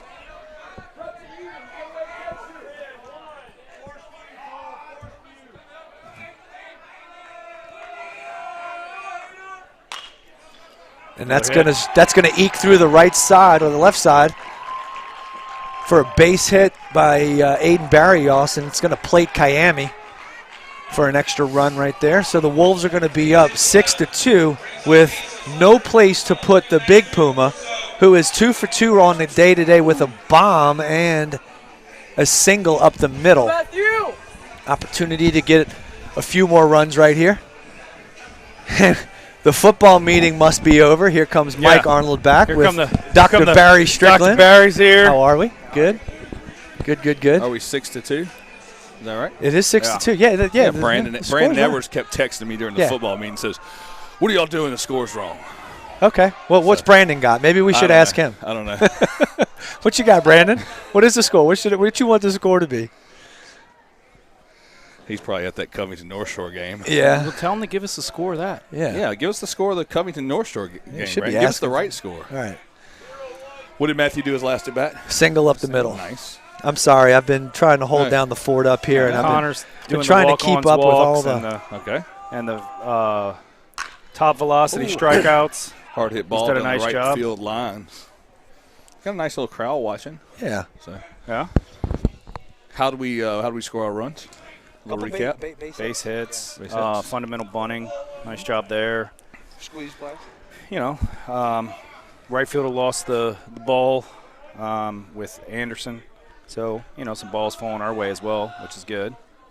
Good to see. 1-1 count to Russo. Hard hit fly ball. Nobody sees it. Right fielder lost Nobody sees the ball. Nobody sees the ball. Yep. And it's going to fall in for Russo's third hit of the day. And it's going to an errant throw is going to wind up getting past the catcher. Runners are moving around like crazy. There goes another. We're going to try to get this run in. So 3 runs are going to come in on a ball that has popped up to center, which nobody could see. Yep. This is probably the perfect time of the day for anybody to be hitting soft pop-ups to the outfield. Me and Barry were walking up the right field side when the fly ball dropped in right field, and we were at the corner, and when he hit it, I lost it. Yeah. And I looked over at the right fielder to see where he was tracking, and he's doing this, and I told Barry, I said, he can't see it. Right. I looked directly in the lights, and it came right out of the lights. And that's exactly what Whitaker did in center field. That ball went up there, and you know, you're sitting here watching it in live. That is not a very difficult pop-up. And the problem is that you just can't see it.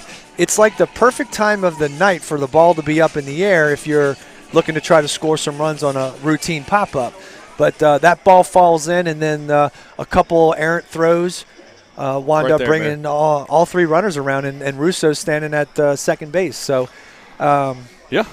crazy last couple plays for the Wolves right there. It's going to bring the score to 9-2. So, Brandon, we got 9. Ponchatoula has 2. 9-2. Yep, 9 people have crossed home plate. River so Rocks, we're good. River Rock Stone Works. River Rock Stone Works mound visit pitching change. So, anybody out there with a Covington North Shore score? Yeah, somebody pull it up. Update. My game. 4-1 Covington. Yep. 4-1 Covington. Okay. No. I just thought about that. What? I mean, that's a good thing. Yeah. What's wrong? So, Lake and Polk's going to stay in, bringing up number 5, Steven Spalita, who's 1 for 1 today with an RBI single in the second.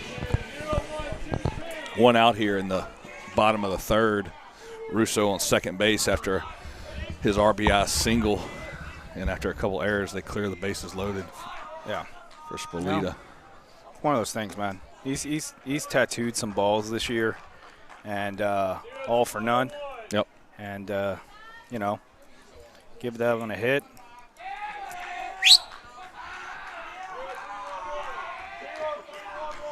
What's wrong? Oh.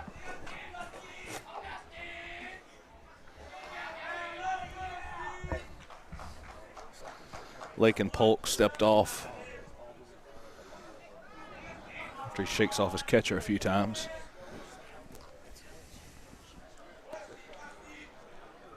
Pretty big crowd here at the Heat. Very nice crowd. Fastball in for strike 1. 1-1 count on Spalita.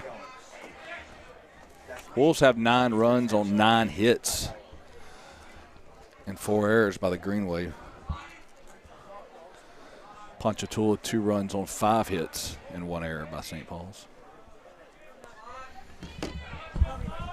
Pitch to Spalita. Fly ball. Another one up in the air. Looks like they got a beat on this one. Yeah, it's the higher you hit it, the easier it is to see. Once it gets above the lights, they don't lose it, but it's those ones that kind of trace off. It's like looking into the sun with these LED lights. I know, Ray's out there right now, so. So I'm bringing up number 19, Ethan Williams. Ethan's 1 for hit. 1 yeah, on the day so far. Single in the first.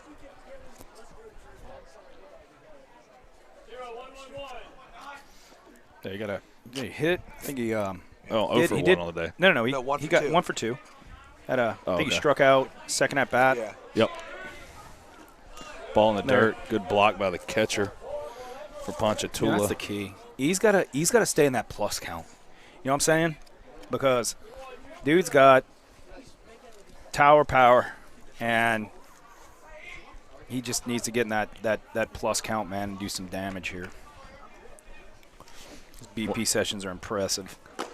Fastball in for strike 1 to Williams. 1-1 count, 2 outs here. Bottom of the 3rd inning in this District 6-5A matchup. And what was the score you got on Covington North Shore, Jeff? 4-1. 4-1. According to Johnny Bordes. Covington. Sending me texts, letting me know what's up. So we need a Covington win, and we need to win. Yeah. Right. So, Johnny, thank you for the Hormel pork tenderloins back in 1994 for driving you to school, man. So we appreciate that. That's right. He used to give me that as payment. Johnny used to come pick me up in that white BMW. And Russo going on the pitch. All-speed pitch. Ethan Williams hits it to right field. Hustler's got this one. Hustler's going to make the catch, and that's going to retire the side. St. Paul's picks up 3 in the bottom half of the 3rd and make it 9-2. Right. And we'll be right back after a word from walk-ons.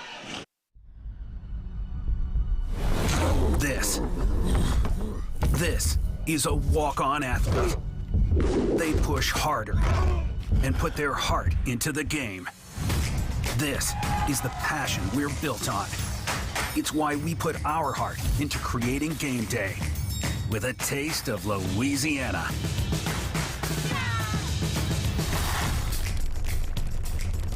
Walk-ons, we live for this.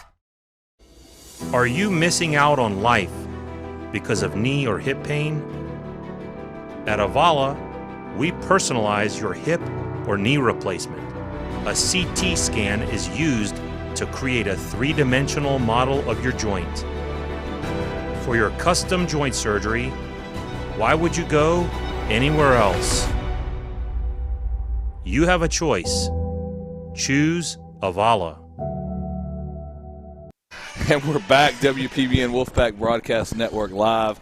Dr. Barry Strickland in the house for WPBN Senior Night. Senior send-off here on the live stream. So, been watching this. Looks good. Y'all been putting it together nicely. Also, shout out to B-Dub. Been talking about him all game. The Garrett family, Chris and Amy. We're trying to help out the Garrett family. I got a B-Dub coming right now. Was it a jalapeno sausage dog? Yeah, B-Dub dog. Yeah, B-Dub dog. Coming. So B-Dub is looking forward to that. Baby Blake. Yep. So you got the QR code for the Garrett family Venmo there to help those guys out. And also selling B-Dub dogs. Barry, they're good. Are they? I'm waiting on it.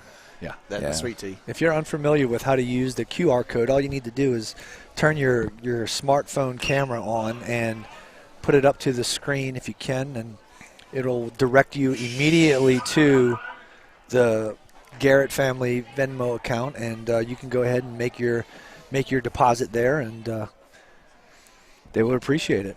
Covington up 4-1 in their game. I just try to get it out there. Like if you're out there and big cut, and you're watching us live right now, you're able to see a game that most people pay an admission fee to walk in the gates and wind up being a part of this, but if you're watching it over your phone or a smart TV right now, and you didn't have the ability or didn't actually Hard pay hit an ball. admission fee Center field by Peyton Burris. to watch what everybody else is watching. Our only ask, and it's brought to you free by our sponsor. Our only ask is to pay it forward this one game. Yep. Especially if you've been watching us all year and you've been enjoying high school baseball for free at the convenience of your own home or wherever it is you watch us. If if you have an opportunity to pay it forward for a really good cause and help out a really great family, go ahead and do that. Hit us up on the Venmo, and it's just like that. Punch a few buttons, and there you go. So, and if you have, we do appreciate it.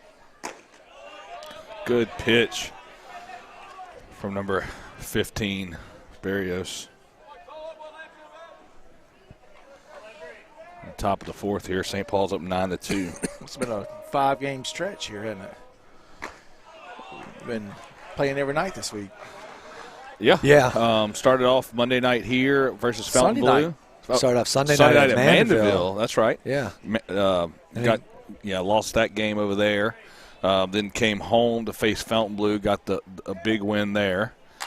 Then went over to Ponchatoula as Cade Lanou, senior second baseman, backs up under that fly ball from Cole Landry, the catcher.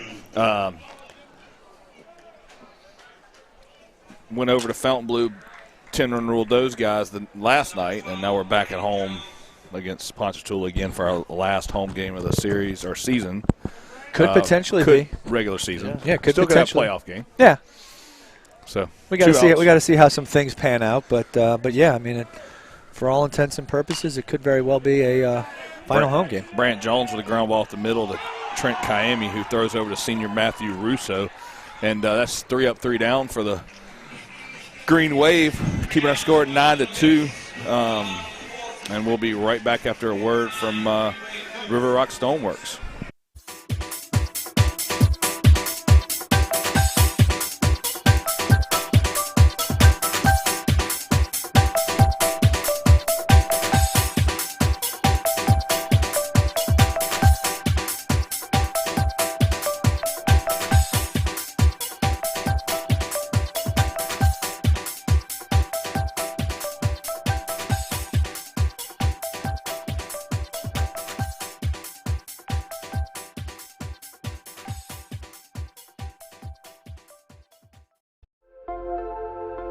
At Avala Imaging, let us reduce the stress of healthcare.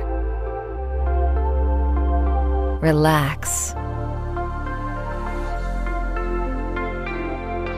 Cutting-edge technology meets first-class service. You have a choice. Tell your doctor you choose Avala Imaging. Odie. And we're back, WPBN. Thanks, Connor. St. Paul's up 9-2 here in the bottom of the fourth inning, bringing up number 18, center fielder Drew Bodie. And we're going to continue with our senior spotlight now. We're going to highlight senior Hunter Koras. Hunter has loved attending St. Paul's and playing baseball. He enjoys hanging out with his friends and making everyone laugh at his silliness and his dance moves on the field. Hunter will be attending LSU next semester, taking business management. Hunter had a really good play earlier. I don't know if you were here for that. And, yeah, he's on deck. But Hunter had a really heads-up play on first and third situation. It was a ground ball to him, nobody out first and third. And he did a full-arm fake to first. And made a guy bite. The guy at third anticipated the throw and got off just enough when we caught him in a rundown. So it was a really heads-up play for him. But Hunter's was definitely it like a diving ground ball that he had to not really. First, or he had that just out kind at first. of a slow roller where Whitaker's hit the ball and he was fast, and so he's probably not going to turn two. So I got you. In his efforts to try to just settle for one, he wound up getting the guy in third. Ball in the dirt to Bodie, make the count 2-0. Bodie's been on fire, right, Jeff? He has been on fire. Big man. triple the other night against Fountain Blue, 4 for 4 last night. So he's got a base hit tonight, I think. Yeah. Did he have a base hit? Yeah, I think his second at bat he hit. And he had one last game. Yep. So that's a walk right there. So that's a walk. Yep. Walk-on's walk. It's going to bring up senior spotlight this inning. Hunter Korass, the number 1 stunner, number 22. He actually changed his song, so. Oh, he did? Yeah. What is it now? 20 minutes, I think. Can you hear it?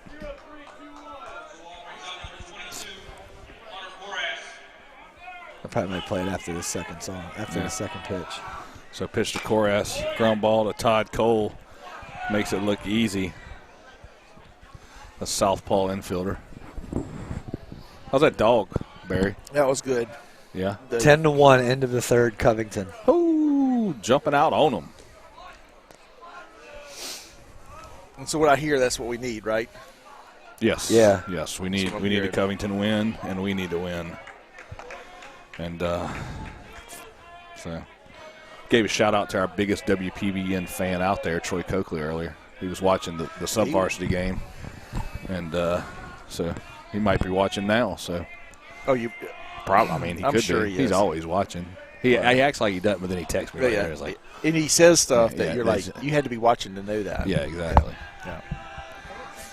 So Oh, Troy. pickoff move over to first. Bodie gets back safely. 0-2 count to Korass. Ponchatoula calls out their pitching signals by numbers audibly, and everybody checks their wristband to see what's happening. Breaking ball low and in to Korass. So what I hear I don't know that song, Jeff. I don't know. Is that 20 minutes? 20 minutes, I guess. Okay. I'm out the loop. I just plug them in. Barry, 20 minutes? I don't know that one. You usually know that kind of stuff. Yeah, give me a week and Hard hit ground ball. That's going to get for through. a base hit. Bodie's going to round second. Coach Todd Cole's going to hold him there. And Hunter Korass on his senior home night gets a single. Senior send-off night. For you guys wondering what the senior send-off night is we had senior night the other night. This is just an opportunity to have an encore event since we had an extra home game that was scheduled after our previously scheduled senior night. So, us at WPBN felt like we wanted to do a little bit of something extra special for the guys tonight. So, And if you get that home plate view, Connor, you can see all the seniors' numbers there spray painted behind the home plate circle. So, just trying to give them a shout out. No outs here, bottom of the fourth. Runners on first and second. Trent Kiami, the shortstop, up to bat. Trent hit a hard line drive to right field his first at bat in the second inning.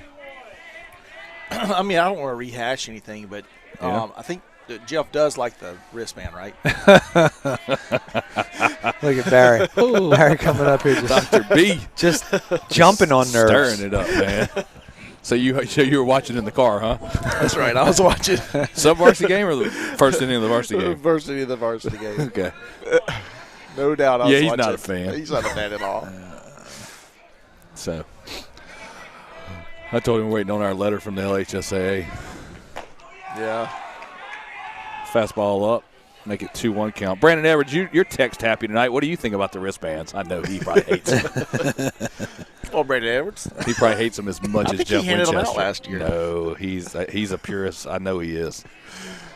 He's about to send me a good old text. I'll read it live on there. Be careful with what you say. Hit and run. Oh, that one's tough. Drive over to third, and Ponchatoula's going to double it up right here. Yeah, yikes. You call infield fly on that as a blooper, or I guess it's I don't think that was high enough to warrant an infield fly call right there. Yeah. So that's going to bring up second baseman senior Cade Lanou, who line drived out to second base his first at bat. And then he put down a squeeze bunt to get the run across. Oh, so you're missing some stuff here then, huh? Yeah, I know. We're just. I see that he's got his pants back 30 up. minutes, man. Trying to hold the fort down up here, and I just can't. I don't have enough fingers to plug in all the holes. Thank you, Noah. What you got there, man? You got you a B-dub? B-dub dog. That's my second one of the day. You didn't get it with the coleslaw on it. It doesn't matter. Just Ooh, I didn't know there was coleslaw. Yeah, there's coleslaw. Yeah, the first night There's coleslaw. Sweet and spicy, baby. Who's the maker of that sausage? That sausage probably I think Johnson. Yeah, okay. Sausage Johnson. Yeah. Isn't that the brand they were? Oh, I don't know. I thought he was asking who's cooking them up. Oh, I think Bo Simon was over there last I saw. Father of senior Connor Simon. The FBI guy? Yeah. See, I was watching. Fly ball. Shortstop. And that's going to be the third out. And that'll end the inning, and still 9-2 St. Paul's, and we'll go to the top of the fifth after a word from Avala. At Avala Imaging, let us reduce the stress of healthcare. Relax. Cutting-edge technology meets first-class service. You have a choice. Tell your doctor you choose Avala Imaging. Are you missing out on life because of knee or hip pain? At Avala, we personalize your hip or knee replacement. A CT scan is used to create a three-dimensional model of your joint. For your custom joint surgery, why would you go anywhere else? You have a choice. Choose Avala. And we're back here. Had to swallow my B-Dub dog. Your B-Dub dog. So, it's good. Shout out to B-Dub, Blake Garrett. Trying to help out the Garrett family, Chris and Amy, and all their kids. Little Blake was born premature about, probably going to say about 3 months ago. October. Yeah, it was October. That long? Yeah. Back to October. So he's, in and out of the hospital fighting, and just want to try to help them out a little bit. Let them know we're thinking about them. So Chris Garrett, the assistant baseball coach over at Covington High School, also helps out at football at Hannon. And teaches at Covington. So. Okay. So you'll see a QR code there for Venmo. If you want to help out, you can get your cell phone, and next time the QR code's up, you can use your camera and take a picture of that, and it'll send you where you need to go to make a donation. Yep. And we're also at the Heat. We're selling jambalaya and B-Dub dogs, which are jalapeno cheese sausage dogs. With a 1-1 count to LaTerrence Whitaker, center fielder, who didn't like that call. Making 1-2 from Barrios. And Barry, you might know this. Jeff didn't know it, and I figured Jeff would know it. I'll tell you. I don't know why. Wind up from Barrios. Everybody's heard this. And that's a top velocity strikeout. But on Facebook, Chris's mom has Mama Sue's Country Kitchen, Southern Country Kitchen on Facebook. Like 100,000 plus followers. She's big time on Facebook. She always cooks, just got a cookbook and videos herself cooking. She has a blog about cooking, like Southern cooking. She's like the Paula Deen of Facebook, but she's locally. And I'm pretty dang sure she's coming up 11-1. Just got that score from Jim Montour. As foul ball, Logan Viraga fouls it off. Virga, I think it is. 11-1 final. Mama Sue Southern Kitchen, like you don't recognize her? She's always doing a little. She's making limo Jello poke cake in that one. So big time. So I'm gonna have to get hooked up on some recipes. I bet she cooks good. That's B-Dub's grandma. And I'm not even hearing her talk. Oh yeah, I watch her talk. I'm like, I bet yeah. that food's good there. Yeah. I saw her making some pot roast one night, chicken and dumplings on the other day. I'm gonna follow her now. I'll send it to you. Another. But 101,000. Yep. 0-2 count to Logan. High fly ball, foul territory. Kate Anderson coming over hard, making a diving catch. Oh, no, he missed it. And it rolls out of his glove. Good effort. Yeah, it was a good try, though. Probably ran. I'm not good at yardages here. I'm going to say 70, 75 yards. I know Jeff usually laughs at me because it's like 15 or 20. Probably 30. It might be 30. I mean, hey, man, I'm optimistic. It wasn't Cooper in left field running for it. Right, that's what I was thinking. Cooper almost got there. Hey, it's like me making up statistics, the leadoff hitter, and the leadoff walk scores 80% of the time, right? 0-2 count to Logan. There's no real hard evidence for that. Choppy ball down the third base line. Corres. Not that I don't every time I see it, I think about you. But if you say it with conviction. Oh, yeah. I believed it. I mean, everybody who can't see where That's he's going at least are 50 like, yards. damn, man. He ran 75 yards to catch that ball? From where he's at to the fence? Yeah. How far do you think it is? Oh, well, I mean, it's tops. 200 feet. That's 70 yards. You'd shoot a deer with your bow that far, and you're saying that's 40 yards? Oh. People take 40-yard shots. Drop third strike, Spalita throws over to Russo. Nice play right there by Steven. Way to stick with it. Second out of the inning. I don't think. Yeah, sorry to get into. I think he was playing close to the line, Mike. Probably about 90 feet. Oh, no. That was the top comment. Cooper wasn't trying to catch That's 90 feet. Yeah. I'll give you 120. Yeah, we do have some measurements We as here. 100. We are. Do we all agree that he's further from first than Spalita is? So we know he's over 100. So we know that's 30 yards. Well, he's over 100 feet from that's first what we base. Were saying. Yeah, 30 to the fence too.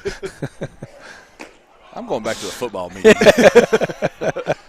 Nobody picks on me. This is why we enjoy it right yeah. here. Well, y'all give me a hard time about the wristband, so I'll give you a hard time about Cade running 400 miles to go catch that ball. It's the Proclaimers. I think he was uphill too the whole miles. way. This is going to be number 1, Nolan Tribble. Takes strike to make it a 1-1 count with 2 outs here in the top of the 5th. You know it's a good stream when you work in the Proclaimers. Yeah. We don't think we've ever done that. I actually have the when someone walks. Yeah. Carter just hasn't gotten to that button Hard hit yet. ball to Hunter Corras. Ooh, that's a tough play. He had all day. Hard single. He kind of tried to one knee pick it, and it took a funky hop. I think that's all he could do with it, man. Yeah. That was smoked. a hard hit ball. It's going to bring up Colin Husser. But I've seen him catch those. I have seen him catch those. So this guy, Colin Husser, is a senior. He's going to be teammates with Matthew Russo at Southern Miss. Oh. Yeah. He's legit from what we're hearing. Yeah. So He 94 on the mound. Can he can play. Smash He's a good sized player. Yeah. Very talented player. Don't look at that. He hit a foul ball about. I mean, in your terms, it was probably about 800 feet a second ago. Yeah. In his last at bat, yeah. That way? Yeah. Probably hit my truck. Yeah. Landed in Ponchatoula, the one I that think. he lost in the lights was a good 400 feet up. No, too. come on, man. I'm going to measure that after the game. You're going to walk it off. We're going to walk it off from Camp Bow Wow to the bullpen. To the right rubber in the bullpen. I'm going to give you an over and under of 60 yards. What are you going to put? Under. Oh, man. From where he's standing. Well, we're going to go he's more like from the end of the Camp Bow Wow sign. He's more like from the Liberty Stein. Yeah. 1-1 count to Husser. Good pitch from Aiden Barrios on the outside corner to make it 1-2.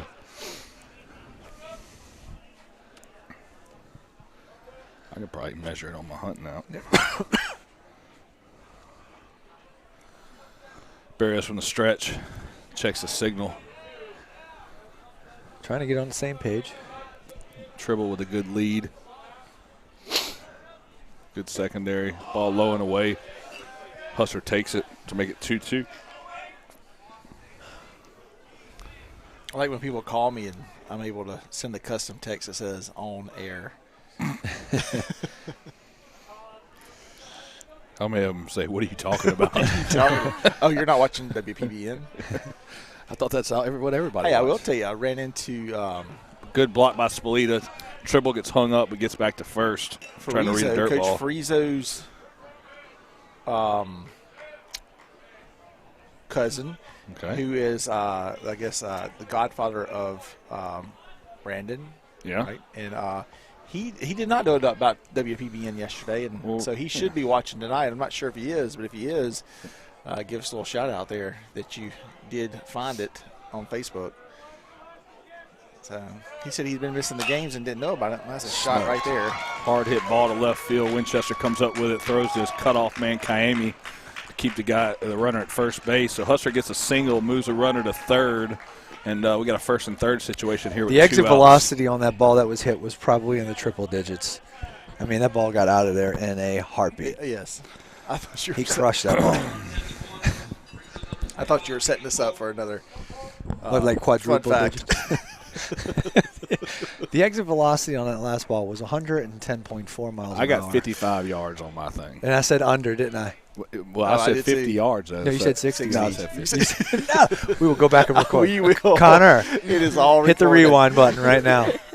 We're going Big back to breaking check. ball from Coras. What is it? What inning are we in? To, We're in the 5th Polk. with 2 outs. I said 60. And I go scrubbing last I night. know. Yeah. But I might not have had a good mark where Anderson is. So.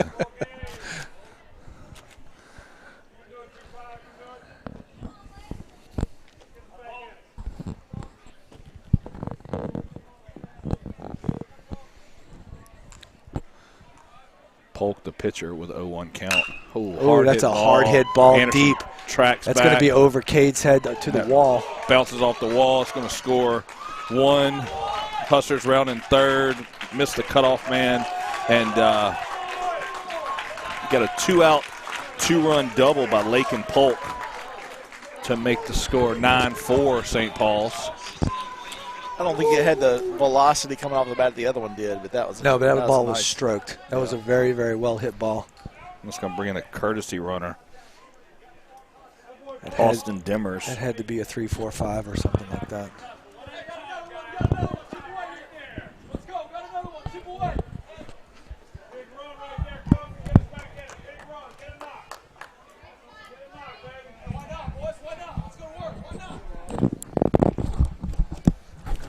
Left field lounge is pretty full today in this. Yep. Got a bunch of guys back there. Going all the way around the outfield. Yep. Not even really just limited to left field. Kind of outfield lounge. Barrios comes set. Checks Dimmers at second, who gets back when when Splita misses one. What did that hit? Oh. They just hit the end of his glove. Oh, jeez. I thought it might have hit. I don't know what it hit. Just heard something. The courtesy runner, Dimmers, jumped back to the bag with Kiami creeping behind him, but Barrios goes to the plate. But then Dimmers gets third on a pass ball off Splita's glove, making a 1-0 count to McMorris. Fastball up for ball 2. McMorris singled in the first with an RBI to put Ponchatoula on the board.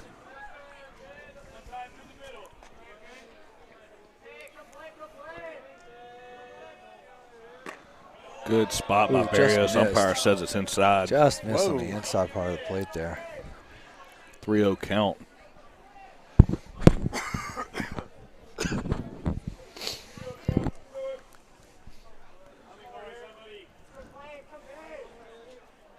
Barrios from the windup. 3-0 strike. Ooh. Splita arm fakes Man, up. he's had some troubles getting back to the base over there.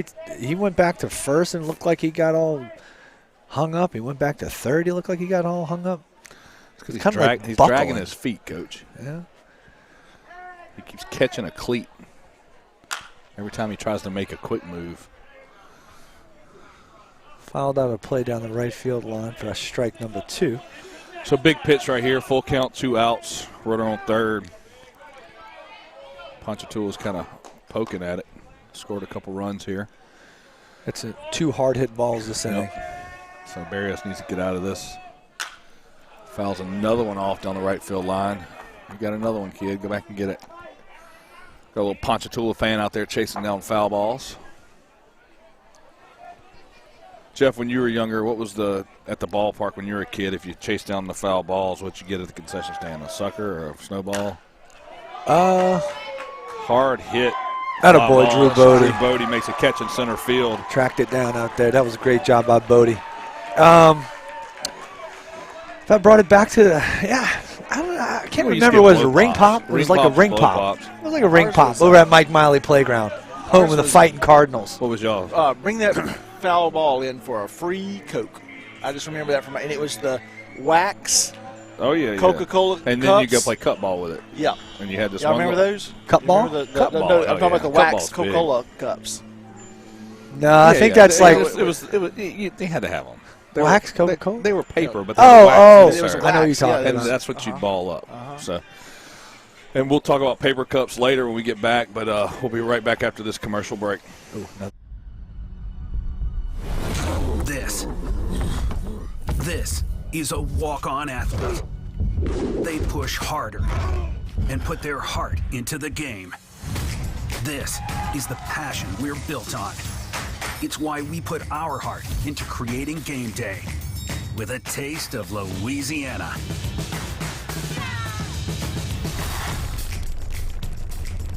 Walk-ons, we live for this.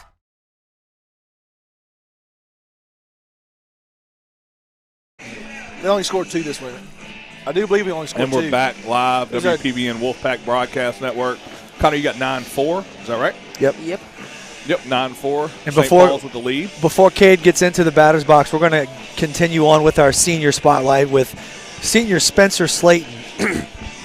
Our graduating senior athlete, Spencer Slayton, has been challenged to set his goals high, stretch himself, and to be industrious in all that he does. He's learned that not all is fair and has learned to rise to the top. Spencer scored in the top 3% on his ACT standardized testing and will be graduating St. Paul's with a 3.5 GPA. In January, Spencer committed to Louisiana State University in Eunice, the #1 junior college in the country. He is receiving a full academic scholarship. Spencer will continue his college career to receive a bachelor's degree in animal science, then pursue a doctorate in veterinarian medicine. Oh, nice. So good luck to Spencer. It's going to bring up number 11, Kate Anderson. Huh? So what's he got forward to looking forward to, for veterinary medicine? Just a lot of biology and pre-med stuff. A lot of chem, biology.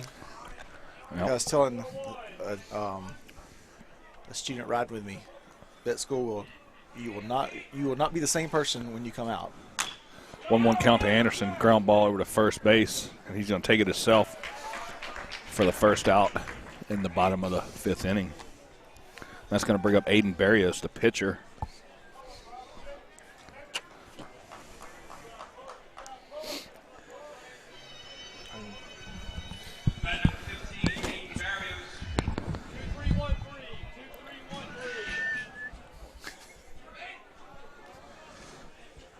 First pitch to Barrios, ball 1 in the dirt. So, Russo, last I heard, Covington was up 11-1. Oh, I think that's final. Oh, is that final? 11-1, yeah. I guess that's why Brandon Edwards did not text you back. Yeah, he's not listening anymore. Oh, yeah? 11? Yeah.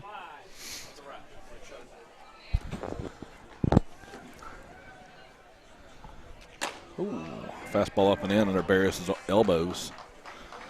Make it a 3-0 count.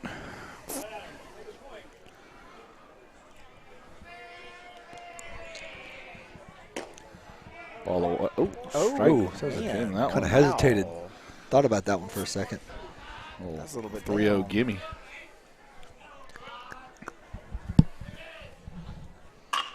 Hard hit foul ball into the third base dugout.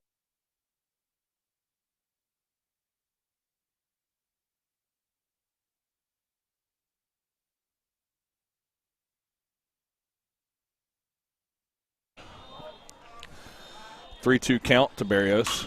Ooh, jeez. Oh, Ugly thank you finder. for the net. Oh, my gosh. That was me nothing but What is that thighs net? and hamstrings, Oh, and it went my off the net. gosh. So, Yeah. So Barrios hits his second hard I hit wasn't ball sure into if the St. Paul's dugout. Got around on it. Yeah, that corner is prime real estate is where you want to be. Ugh. And he stretches out for one, strikes out, his top velocity strikeout. Shortstop bobbles the throw around. Can't do it, don't do it. And With Big Puma. Big Puma coming up, number 23, who's 3 for 3 on the day. Is that right? Or 2 for 2. Walk. Home run, base hit. Oh, base hit. Okay, I didn't know what that squiggle was. So 2 RBIs, and 3 for 3.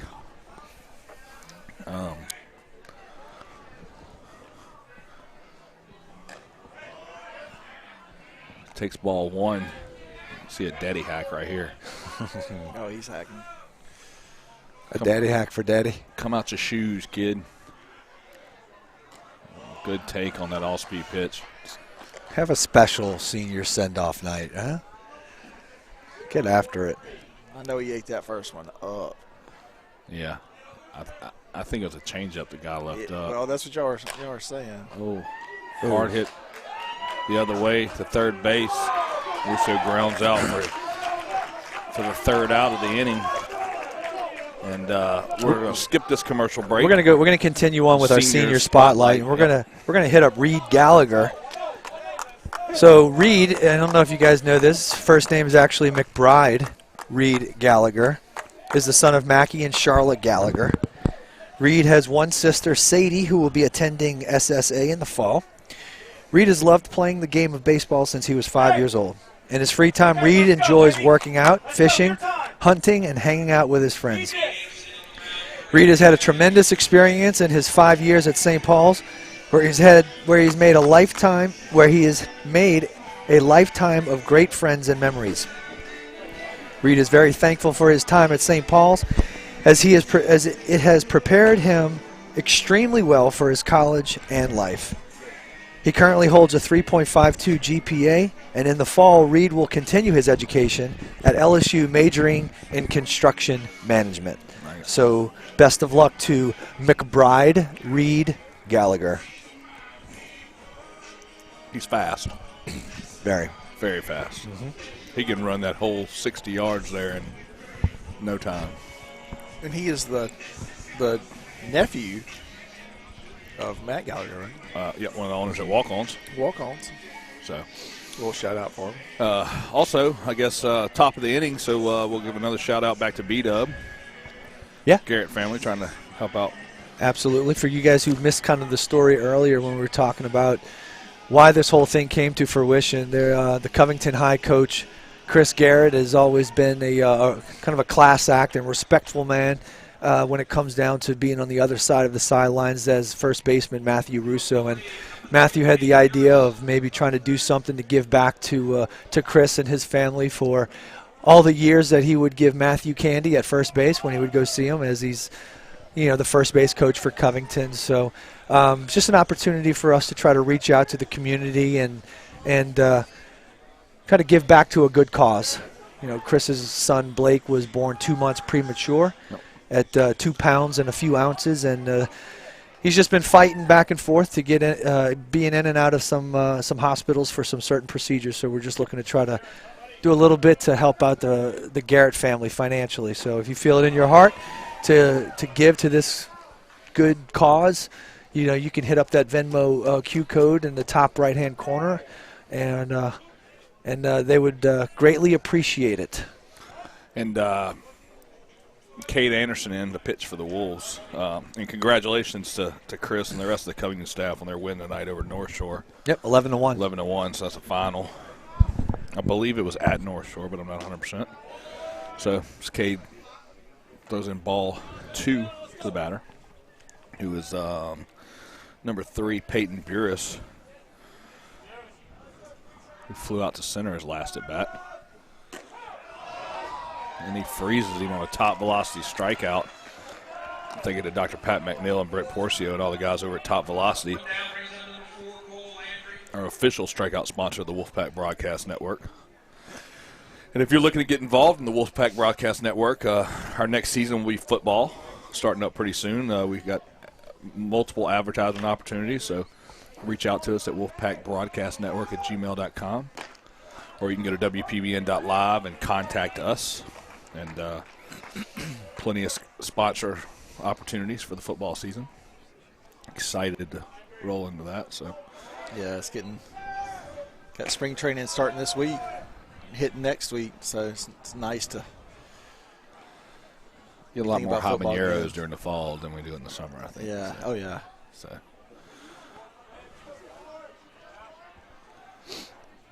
One out here in the top of the 6, 1-1 count. To Cole Landry.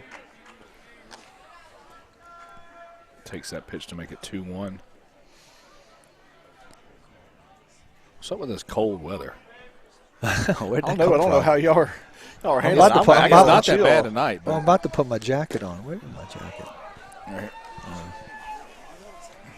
I might put it on next half inning. Is that my hoodie? Not your hoodie. Mine's in the truck. Also want to congratulate Coach Sam Francis on his new position at St. Paul's as, that's the right. new athletic director, replacing Coach Kettleson, who's heading over to Christ Episcopal after 19 years at St. Paul. So thank you for everything you've done, Coach Kettleson, and good luck over at Christ Episcopal. And super excited to have Coach Sam Francis. We got to meet him during the fall at the coaches show for special teams and defensive backs. Yep. Super nice guy, and couldn't be more happy than to have Coach Francis move up to athletic director. And Coach and a great Sears teacher said, too. From "Yep." what So Noah says they really enjoy him there. I don't know who's taking his place at St. Paul's as a special teams coach and the defensive backs coach, but Coach Sears is extremely excited about it and did not want to say the name until the ink dries because he said he's tried to hire this guy 3 separate times, and he finally made it happen. And this guy supposedly has been an ex-head coach in the Catholic League. That's all the hints we got. So got a big-time coach. Do what? Where at? No, coming over here. Oh, coming over to here. take Coach Francis's place as he moves up to athletic director. So Coach Sears seems like he's very excited about it and talked about it for a very 10 minutes. Yeah. And just wouldn't tell us the name. So excited to hear that announcement when it comes out, and can't wait to see who it is. So one out here in the top of the 6th. Anderson. Goes fastball up the middle. And Brant Jones is going to get another base hit, his second of the game, with a single up the middle.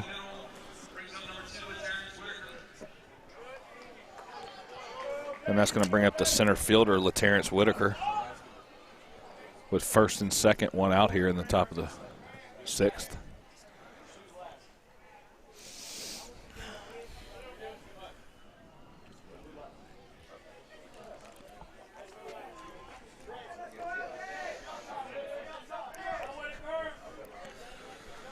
Russo not holding on. Jones at first. Kayemi bouncing behind the runner at second. First pitch up and away for ball 1.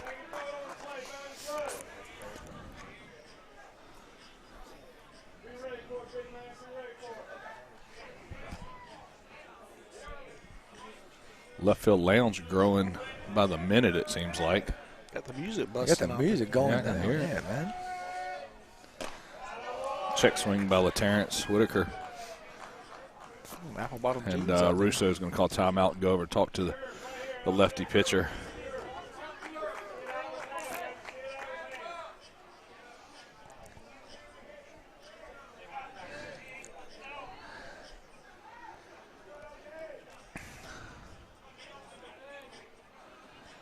I think Anderson wants him to turn that music off out there. Keeps looking at Kayemi to tell Winchester something. He's trying to play telephone out to the left field lounge. Kayemi bounces behind the runner. And Anderson leaves it up. You know, something we haven't Full I have count. not asked Coach Stant, but what are the signals that the two umpires give each other? Every now and then you'll see them talking. Count outs. What position they have based on the situation. If something happens, like I've got this. If this, you know what I'm saying? Who's got home? Who's got third? Is that a so probably anything to the right side? This guy's got second. Home plate's got third and home. And so if there's going to be a play third, he'll move to third, and this guy will probably trail him back home if there's a play there. They have a system. They're not just winging it. Oh, I figured they did. I figured it was something they had to learn. Big cut by Whitaker, make it a full count. I thought it was a full count. So did Carter. No, it's not him. Somebody else fooling around with it up there. That's Christian Russell. Yeah, cold as ice. Nice. I see him hiding in the corner, playing with his bangs like he does when he gets nervous, trying to tell him he thought it was 2 strikes. And you can play it now, Christian. There you go. And that's a top velocity strikeout. So, shout out to Cody Schwing for the inspiration of Cold as Ice. Yeah, I told him I was going to add it. Yeah. Hey man, we're still in your whole pizzazz of your game. You're taking it all. Yeah, one song. That right there. You're as cold as ice. Mandeville has one button, and they just push it over and over and over again. So we're going to chip in and buy them a second button, and they'll probably put cold as ice on the second button too. Oh yeah.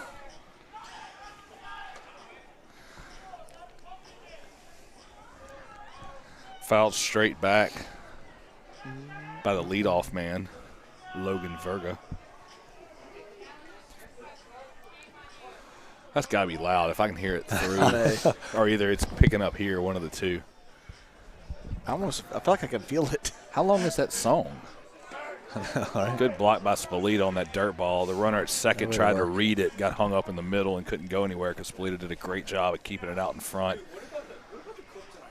Oh, we've got to give special props. I'm assuming that's for me. Is that ours?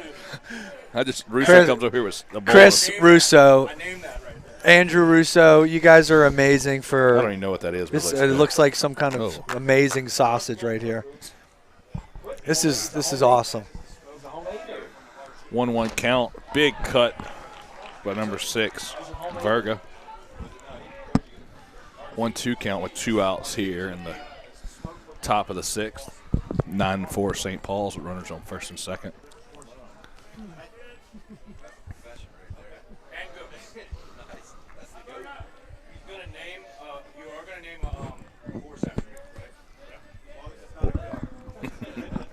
Good breaking ball by Anderson. Spalita blocks it up for drop strike 3. And he throws him out at first base to end the top of the 6th. And with the score still 9-4, we'll be right back after a commercial break. We're going to come back and we're going to do another. At Avala Imaging, let us reduce the stress of healthcare. Relax. Cutting-edge technology meets first-class service. You have a choice. Tell your doctor you choose Avala Imaging.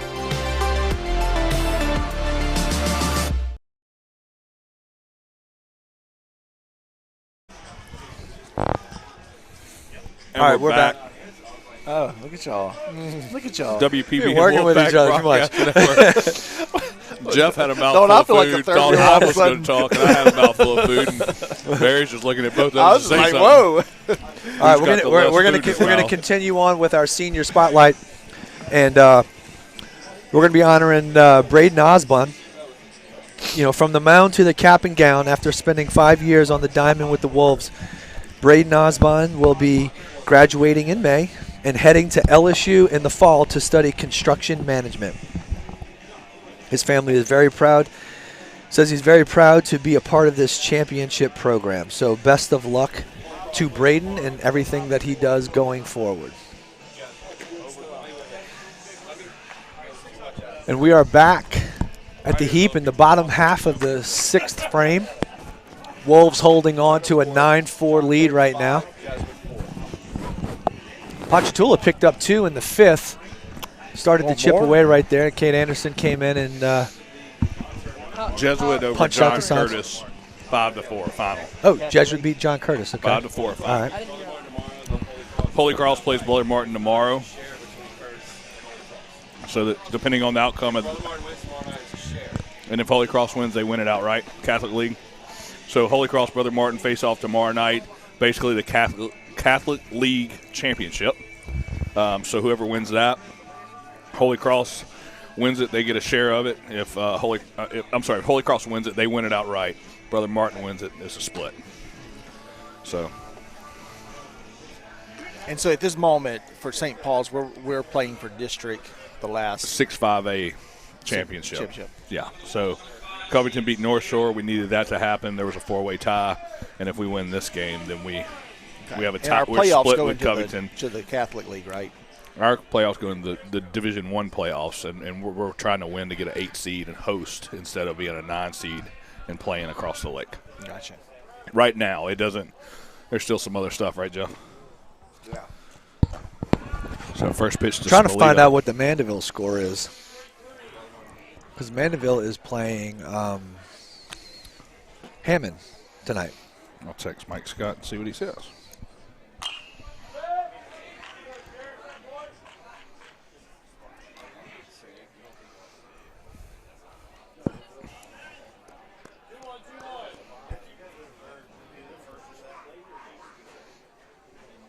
I mean, I would assume Mandeville. Yeah. Spolita swings, fouls one back to make it 1-2. Leading off the bottom of the 6th here. St. Paul's up 9-4.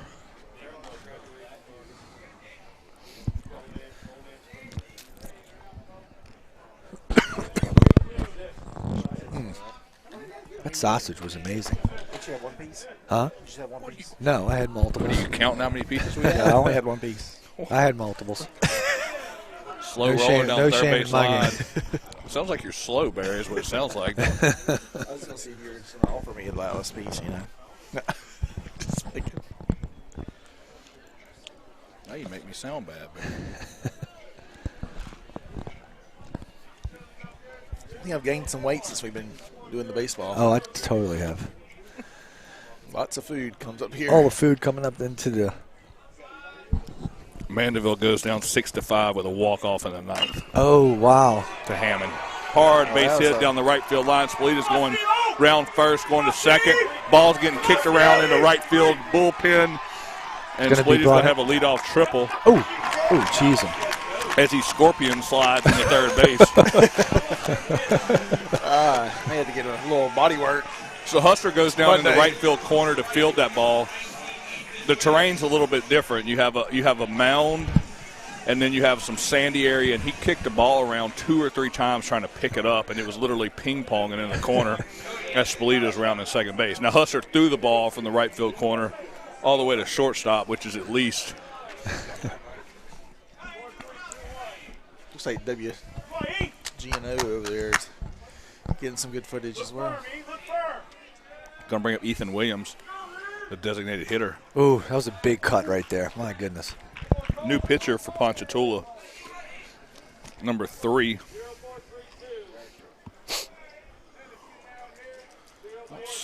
Peyton Burris, as he checks the pitching signal on his wristband.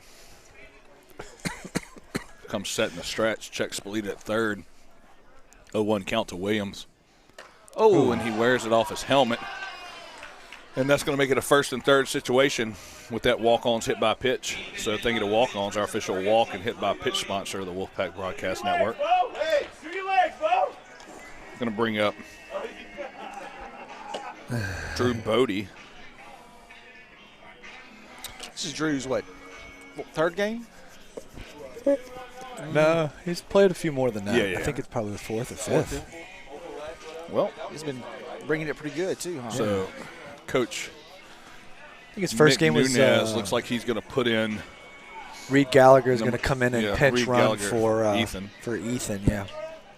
Gallagher, who we talked about his speed a little bit earlier during his senior spotlight. Connor, if you want to throw up Reed's pitcher, Reed Gallagher. So, I like those little things, like baseball cards, kind of. Yeah.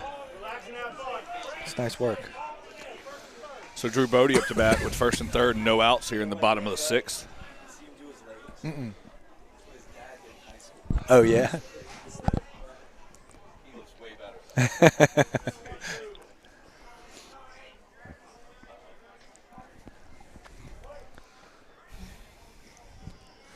Peyton Burris comes set.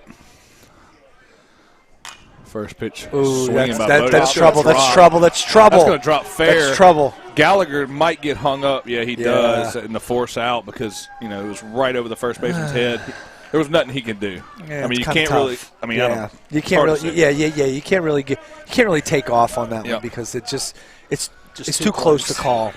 We did get 1 run in, though. So, We tagged and came right. on in. Going to bring up the senior. Came on in. Yeah. And used to be the number 1 stunner, Hunter Koras. So you call that a base hit or? Yeah, it's It's base a hit all force. day. Nah, it's a force out. It's a It's fielder's choice. Yeah, Yeah, you're right. choice. Yeah.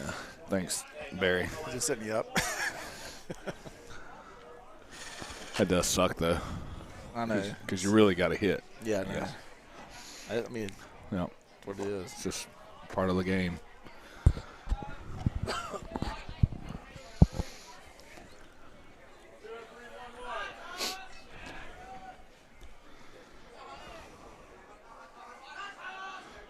So, yeah, Mandeville lost 6-5. Shocker.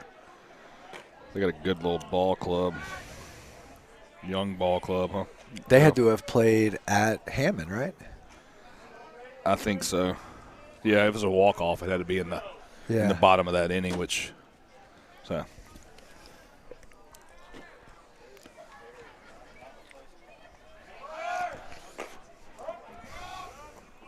Bodie's still in second there. Well, if he had ever off made the that pitcher. off a breaking ball. Yep. So that's a Florida Lee title stolen base. He was standing on second before he was even. Thinking of Florida Lee, our official stolen base sponsor of the Wolfpack Broadcast Network. Shout out to Jeff Lestershire, Ponchatoula, born and raised. 3-1 count to Koras, ball low and away for another walk-on to walk. You know, another shout out to David Melton with the Avita Lumber. Yep. Yep. Helped us out with the streaming deck. St. Tammany Oshner WPBN streaming deck here at the Heap. With the way lumber prices are now. Yeah, he was kind of predicting that at the end when we were talking to him. I think they've gone up since. Yeah, they were already up then. Now they're up even more.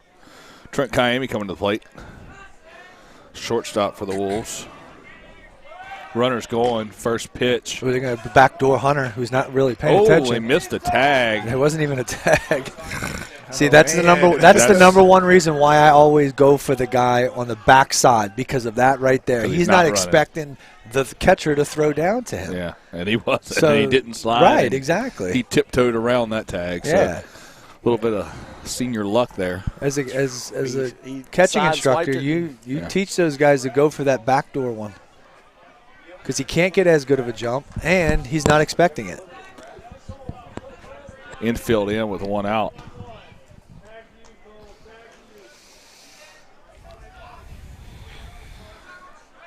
Second and third. Kiami takes a ball low.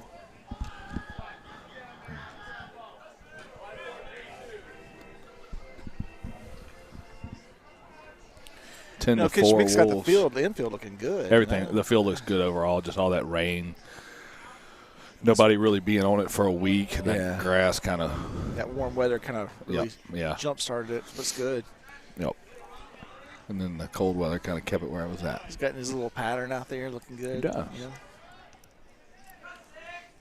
I wonder if he's got a brush that does that, or if that's just the. I think he's got some rollers on the back. You think? I think in the pros they do that with a brush, and that's another walk-on's walk. Going to bring up a senior second baseman, Caitlin New.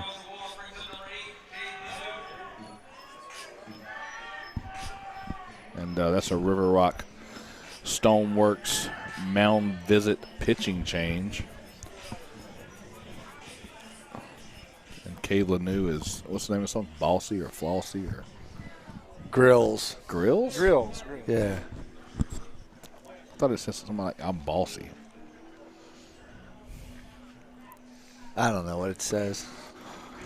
I'm not up to date on my music. Some of these I don't know. Yeah. I would usually, when they were Pink younger, I'd learn all the latest and greatest songs from Dr. Barry at Covington Rec football practice. You know, and back in the day when we were doing some. I remember he's coming here. He go, "You ugly. You must be your daddy's son." Like, what are you talking about? He's like, "It's a song." Gotta cut it. So I'm sure Troy Coakley's out there watching. He's a big fan of WPBN. Trying to watch what the Wolves are doing. So shout out to the Coakley family. You reckon he's cooking tonight now? No, not I tonight. bet he's getting it fired up and warmed up. So I was glad that he didn't get wet from all that rain last week. Yeah, it was close.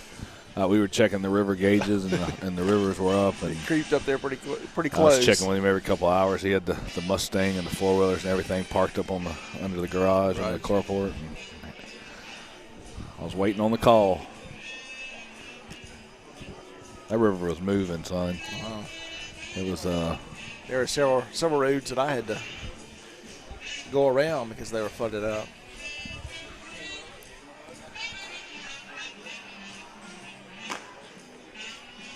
Speaking of Covington,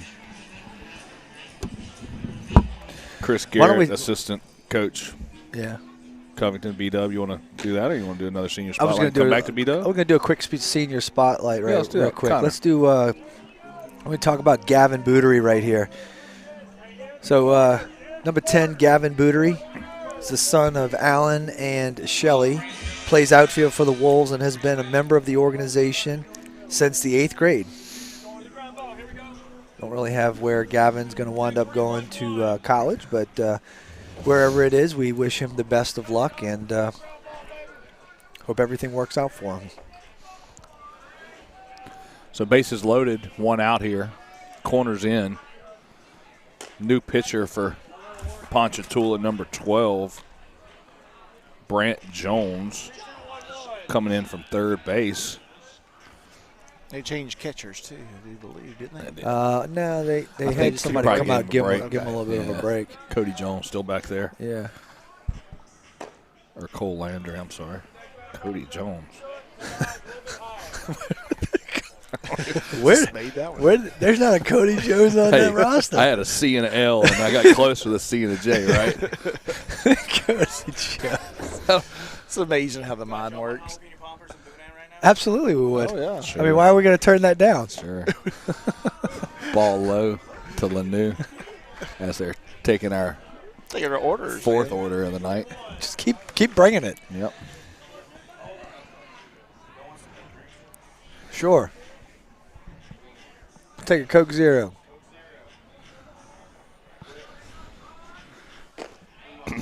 Another walk-on's walk.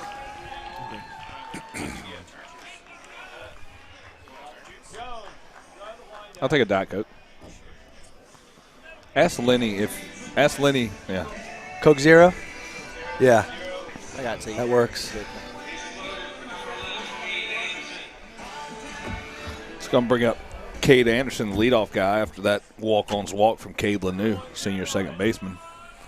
11-4, St. Paul's. Jones from the windup. Yeah, I would not have my back to the field. Bodie's over there with his back to the field right now with a left-handed hitter up. Yeah. Everybody else is ducking down right now. He's just chilling. Yeah, there he goes. Makes me feel better, Drew. He's still not looking. It don't matter. Hunter's going to advance on that pass ball. Yeah. Florida Leaf stolen base to make it 12-4, St. Paul's. So 10-run rule run is at second base to end it. So we'll talk about B-Dub one more time. Yep. So great calls. Trying to raise money tonight for Blake Garrett, B-Dub. Coach Chris Garrett, assistant baseball coach at Covington High School. We've got a Venmo QR code on the screen right now if you want to scan it. Ball in the dirt. Good job by the catcher, Cole Landry. Keep it in front of him.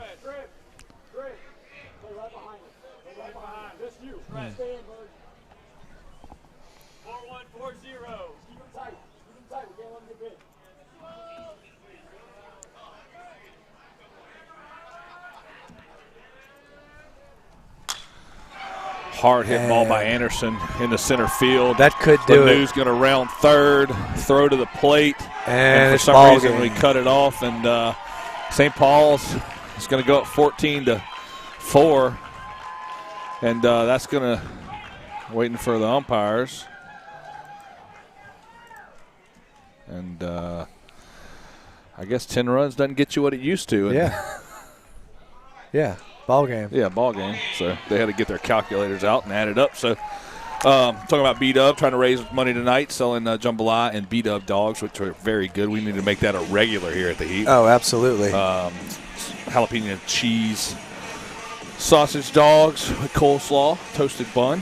So scan that QR code there. Money goes directly to the Garrett family. B-Dub was born a few months premature back in October, and he's fighting daily in and out of the hospital. He's back at home now. Chris and Amy and the kids have him at home. So just want to kind of help those guys out because Chris is a great guy. He works hard for Covington. Spends a lot of time working with kids for years, coaching. And he's got a special football, he's got a special connection Yep. with our senior first baseman Matthew Russo, who over the years Chris and Matthew have created a very professional banter between the two. As Matthew played first base, Chris would be coaching first base. Yep. And Matthew really felt like it was something that he wanted to be able to do, and just to return the favor of him being respectful his entire time. And like we said, baseball community is a small community. Yep. And while we're heavy competitors on the field, yep, as soon as we get off the field, we're willing to have a sit down and go out, have a drink, or have a meal with each other, and just kind of catch up and just be professional about being competitors. And in this situation right here, it's just a symbol of respect, and we wish the best of luck to the Garrett family. And we hope tonight was able to do a little something for the family, and at least help out a little bit with the financial burden that comes with the struggles that they're going through right now. So yep, let's take a quick commercial break, and we'll be right back to wrap up the St. Tammany Oshner post-game show, and we'll be right back. There's a place on the North Shore where children feel right at home. Our highly specialized partnership provides them the most comprehensive pediatrics. Together, we offer extensive capabilities for everything from a simple checkup to specialties like cardiology and urology. So, while they have so far to go in life, all they need is right here. Ochsner Hospital for Children at St. Tammany Parish Hospital. Advanced care for kids of all ages.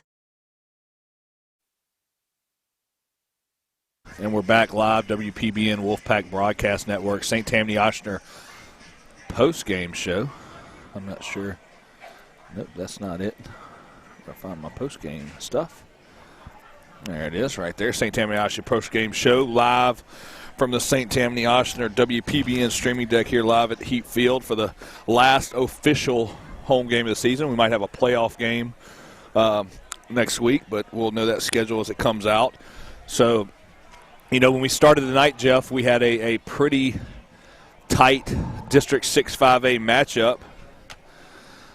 Four-way tie for first with 9-4 between St. Paul's, Covington, Mandeville, and North Shore. Yeah. We needed to win. Obviously, we did. 14-4 over Ponchatoula tonight. Puts us at 10-4. We needed Covington to beat North Shore, which they did, 11-1. Yeah. And then Mandeville lost to Hammond. So right now, your standings are 10-4 and 10-4 St. Paul's Covington. And heads up, we split. And right now, we have one more win than them. But I'm pretty sure Covington has at least one more game that's this week non-district. Yeah, but I don't think that would matter because but it would, it's only goes towards district. It's only. Yeah, but I'm saying if we break the tie. Yeah, but I'm not sure that's the tiebreaker. Okay, so it might be split no matter what. But I don't even. I don't even know. I think it's from what Jeff was telling me earlier that it's straight up record, and you could have co-champions. Okay. So right now, co-district champions. Right now, St. Paul, Covington, both 10-4 unofficially, but that's the word we're getting from from the ether. Yeah. And that Mandeville lost with a walk-off 6-5 to Hammond at Hammond, and Covington beat North Shore 11-1. We beat Ponchatoula, so Covington St. Paul's as of right now unofficially are co-district 6-5A champions. Yep. And we'll wait for playoffs to come out. I think Covington has some more games, but either way, they'll go into their playoff bracket. We'll go into ours for Division I. Yep. And wish those guys nothing but the best for the rest of their season. So yeah, and for all Mandeville and North Shore, all those guys going to the playoffs. So yeah, and for all intents and purposes, we don't know what the future is going to hold as far as our ability to host more of these games. I mean, we would like to be able to stream some of the playoff games, yep. But we don't know. Given the circumstances, this might be one of our last opportunities to present WPBN, and in doing so. Special shout out to, not only the seniors that are out on the field right now, but the senior parents as well too, who have dedicated the years of being a part of the program through trial, yep. tribulation, or whatnot, and then them being here and being able to support their kids in the program in the ways that they have done. It's we just want to take a special time to thank them, especially for all of the parents who have helped out with the day-to-day operations of the game. That we can't do what we're doing here and help support the program without the help of all the parents. And for those senior parents who have been here for onwards to 5 years and who have been a part of the day-to-day operations, there's a special thank you in place for that. So, for all of those families, the Russo family, the Simon family, the Gallagher family, so on and so forth. You really want to take a time to thank those people. I'm missing some, but I'll look back at it and be like, oh, I should have said them more.